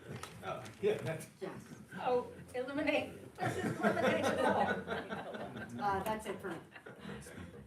We can work with your professionals on some solutions. I'll tell you, my experience in a number of sites that are similar situations on a corner where there's a right turn backup. The biggest deterrent of cut-through is an active site. The reason there's a lot more cut-through now, that's why they put the chain up, is because it wasn't an active site and it was very easy to cut through. Once it's an active used site with serving doors across the front, it's gonna, that in itself will deter people because they're now moving through an active business. Is it gonna prevent everybody from making a turn? No, but we will put some signs up, and in my experience, just having an active use site will be a good deterrent. Mr. Bezel. I've just got one more, other than like the trees and stuff, but it's circulation again. And there's a lot going on in my bottom right corner, right? You've got a fire plug, it sounded like you've got a gooseneck on the building so you can access the water in an emergency in the building. You've got chargers going on there, you could have a delivery truck in. Just when we look at circulation, can we look at what if all that stuff's going on at the same time and there's an emergency and the fire department has to get in? Can they get in with the traffic patterns, take care of it with all that stuff going on down in that corner? All that stuff being the charging and this, I'm not sure. You've got a charger, you've got a delivery place for your parts truck, you've got the gooseneck into the building, you've got the power thing, you've got one driveway in. I mean, So what do you define as a gooseneck into the building? well, you said or somebody said before that there was an access point to be able to hit the internal water for the building in case of emergency. Fire department. Fire department connection. Yeah, that'll be there. That's, so to your point of can the fire department get in, that was their request to put it there, so I think they've certainly probably looked at circulation. Okay, but if you among- looked at it with your trucks in and with your chargers in and everything else on the plan, which we haven't really talked about tonight, other than when you put the one chart up. Right? Obviously, the fire department has, we can run a fire truck through here as well, if that would help satisfy. The fire department didn't request it. They, again, their comments were received and we can acknowledge them or address them. If there's more to address related to fire, we certainly can look at it. Okay, all I'm saying is if there's a perfect storm and it happens when there's 14 charging cars right there and there's a delivery truck in and there's only one way in that corner, can they still get in and take care of business? I will say that the vehicles that are charging are actually in stalls, so it's not that they're gonna be blocking the drive aisle. So they shouldn't have any issues to be able to circulate as if you were in a Target parking lot. It should be the same situation. Okay. And the loading is north of the drive aisle that would extend around the front again. Is that, Depends on the situation that has to be responded to, so it's a little bit hard to say, it's very hypothetical. But again, as somebody said, unlike any other parking lot, we have designated stalls for cars to be in. We have a loading area separate, and we have clear drive aisles, so I think it operates similar to, any other building, commercial, office, whatever. It has clear drive aisles that are appropriate with now where they aren't today, so we're improving the situation from today, no matter what the response is for. You have yellow hash marks, right, where the standpipe is and all that kind of stuff? Of course, right? yeah. So, okay. I share the same concerns. I have no new questions. Open it up to the public for this witness.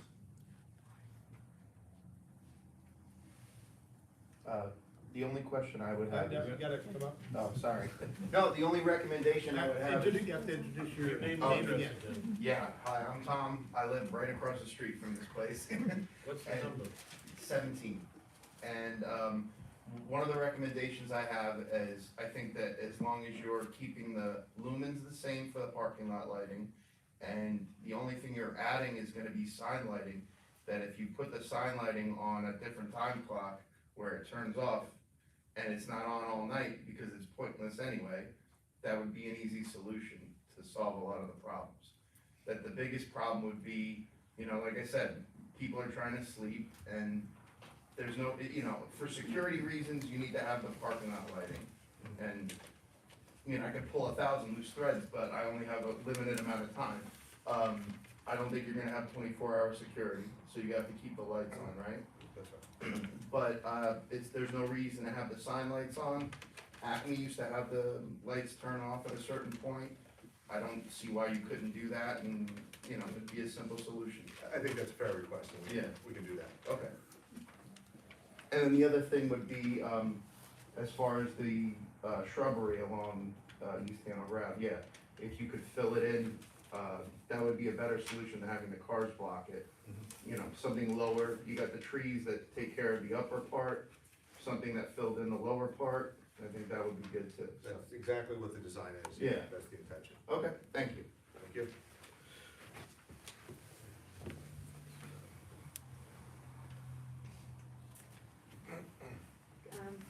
Carolyn Bennett, 19 Dayton. Can I take a picture of that? I just haven't seen it, or am I not allowed? That was my question. Okay. Okay.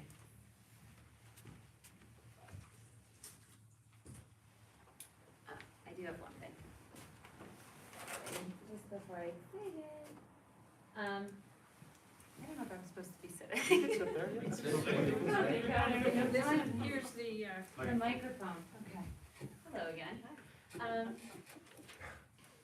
In response to the cut-through traffic, I am interested in that, but I'd have to look at this more because I haven't been seeing it. So I can follow up at another meeting, but I just wanted to respond to you saying the active lot may reduce cut-through traffic, which one would think, but, the Provident Bank, which is on 2 lots down or something, it's humorous seeing how many people cut through there, so I just wouldn't put all my eggs in that basket, but I would have to just look at this a bit more to, see what else could be done for cut-through traffic. I'm not confident in that an active lot would help reduce that, and I know that wasn't really a question, so I guess. Also removing the side, there's 2 entrances today. Yeah, and it's So, being like, cut even down by to one, cutting, yeah. yes, I mean, that also tends to.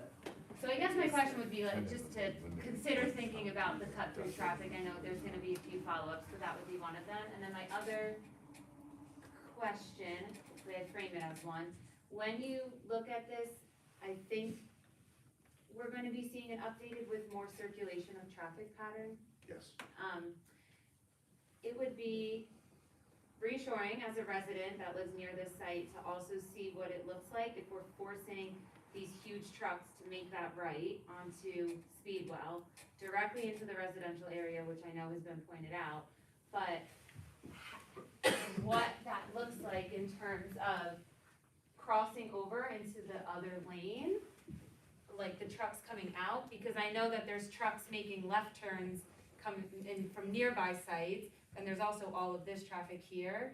So as part of the circulation pattern, not just in the lot itself, but I think it would be helpful to see how that truck actually exits, what's the crossover into the lanes there, if that's making sense. It is. Makes total sense, and Mr. Moltz will, That's why I asked. he will absolutely Yeah. make sure that we look at not only throughout the site, but onto the roads and the traffic lanes that are in the road, so, yes. Okay, thank you. Sorry, I was just like responding to this in real time, and I wanted a picture, so thank you. Anybody else? Public?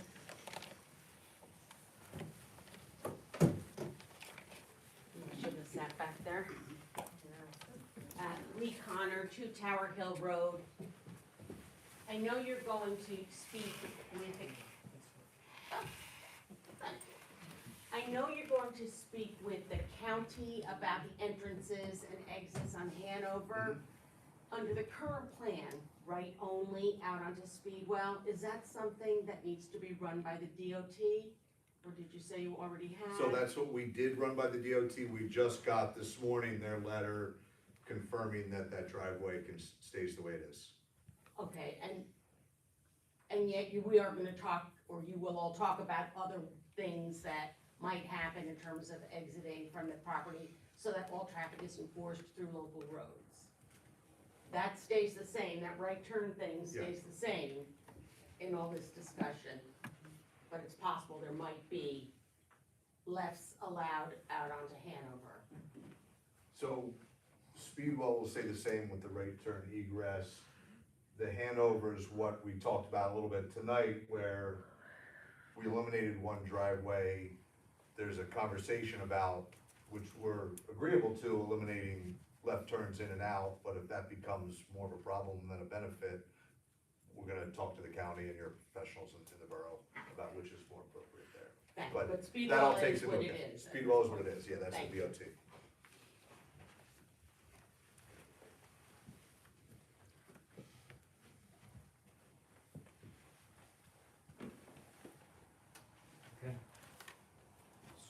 So I think So we'll we need to continue. continue, and I don't think there's any benefit to having Rob provide any planning testimony. There's gonna be some plan changes, so we'd like to hold off on the planning testimony if that's acceptable to the board. And then we'll make some necessary revisions. I know Mr. Ryden has a list of things he'd like to see, Mr. Maltz does as well. The board has given us a lot to think about, landscaping, some lighting, signage concerns, so we'll work on addressing those and getting that back into you as soon as possible. Do we need a letter of extension on this? We put it on, but, you confirm with me that you'll extend the amount of time for the board to act, the amount of time between this and the January meeting. Yeah, is that, are we carrying to the January meeting and then give an extension? So just for the public, this hearing will continue to the January meeting. There won't be any further notice, but it's gonna continue with some new testimony on January. What's the January date, I'm sorry? The 19th, Monday the 19th. Monday the 19th. Monday the 19th.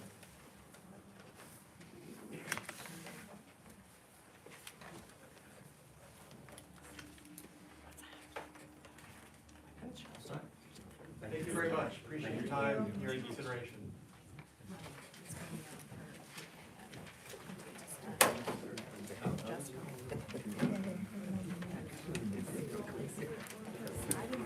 I didn't get your name. Are you related with 417? Okay. We still have the meeting going on, everybody, we still have the meeting going on, before things to do. I just have one question, if you don't mind. Go ahead. 17th Street. Okay, but you're 11, what's your name? Benita? Fernandez. I know, but what's your first name? You know what you know. Okay, next item on the agenda is old business. Is there any old business? None. Okay, new business. New business is ordinance number 11-2025. Mr. Houston talked about this last month. I'm gonna ask Ms. Laney to provide her context and how it relates back to the master Sure, so, this is ordinance number 11-2025, which I understand that it had first reading, was approved unanimously, prior to last planning board. And it goes by municipal land use law. Every ordinance has to go to the planning board for an analysis or determination as to whether or not it is, and it's a double negative, not inconsistent with the master plan. And so, this ordinance would prohibit drive-through restaurants in the B2 business zone, and I have written a memo to the board, which you should have all received, December 3rd, 2025, where I go through land use regulations that were in the most recent master plan reexamination, which was from 2018, regarding, examining the permitted uses in the non-residential zones. And in short, it's a pretty brief memo, because in short, this ordinance would not be, is not inconsistent with the master plan. So, I'm being very brief given the time, and I know that, that would be my recommendation to the board. And, if the board agrees, then I guess We have a resolution to that effect, consider. Yep, so I think I should read the resolution. All right, this will be the resolution to be considered by the board. Planning Board Resolution 25-14. Resolution pursuant to municipal land use law on referral of ordinance amending the land development ordinance adopted on first reading. Whereas the governing body of the Borough of Morris Plains has adopted ordinance number 11-2025 on first reading, and whereas ordinance number 11-2025 is entitled, an ordinance to provide for the partial amendment, supplementation, and revision of Chapter 13, Borough of Morris Plains Land Development Ordinance to amend Schedule C to remove drive-through restaurants as a permitted use in the B2 district zone. Whereas the governing body of the Borough of Morris Plains has referred ordinance number 11-2025 to the planning board pursuant to the provisions of NJSA 40:55D-26 concerning consistency with the Morris Plains master plan and such other matters as the planning board may recommend as it deems appropriate in connection with the said ordinance. Now therefore be it resolved by the planning board of the Borough of Morris Plains in the county of Morris and the state of New Jersey on the 8th day of December 2025 as follows. 1. Following a review of ordinance number 11-2025 and comments of the borough planner at the meeting dated December 8th, 2025, the planning board finds and determines that the said ordinance is not inconsistent with the master plan. 2. The board has no other comments or recommendations otherwise as to the ordinance. 3. This resolution shall constitute the report of the planning board pursuant to the municipal land use law, and the board secretary is directed to deliver a certified copy hereof to the borough clerk within 5 days of the date hereof. 4. This resolution shall take effect as provided by law. Okay, so that this amendment can go back to the council for final approval, can I get a motion to approve this resolution? So moved. Second? Second? All in favor? Aye. Any opposed? Very good. Okay, so it was Mr. Houston? Oh, was So Mr. Bezel? You give it to Ms. Bezel. Mr. Bezel? Too late to and- argue. And Ms. McCarthy, okay. Yeah. Okay, very good. The last item under new business is the 2026 meeting dates. There were no significant changes over this year, so should be no surprises. Before we adjourn, I want to wish all the board members So and everyone. I have something else for new business. Oh, okay. I attend the council meetings and I see that, in all the agendas on the council, for the council agendas, where it says 10 public invitation for public comment, they have added a line that says public comment will be limited to one comment of no more than 5 minutes per person. And since the council has adopted that, I'm going to suggest that we put that in our agenda as well. So just, good. The other suggestion that I would make is what I do with the council meeting about cell phone and electronic devices as well. I just read that little blurb that it's only for borough business, that's all. So just I would add that. just to expand on Ms. McCluskey's point, she is correct, right? In the meeting minutes, it does say that, Agenda, not the sorry, minutes. in the agenda, it does say that, the public is limited to one comment at 5 minutes, but that's at the council's discretion. So we are not limiting it by, just simply stating it. We reserve the right to do so. So I just wanted to provide some context there. That's what that segment means. Meaning you're not shutting the resident down unless necessary? Correct. If we reserve the right that if we want to limit the time or the amount of comments that a resident can speak, we put that on there, but we've had that on there since we changed the agenda, and we've never enacted it. So it's there just as a kind of a notice, but we've never enacted it. Okay, I think that's fair. I think that's something we can do. Sure. All right, any other comments? I move that we put those comments on the, Both of them, is Both everybody of okay with the electronic devices as well? Yep. Is there a second to that? I'll second. Okay, all in favor? Aye. Any opposed? Okay. Before we adjourn, I want to wish all the board members and everyone in the audience a wonderful and safe holiday. Our next planning board meeting will be the annual reorg meeting on January 19th of 2026, right here. Is there a motion to adjourn tonight's meeting?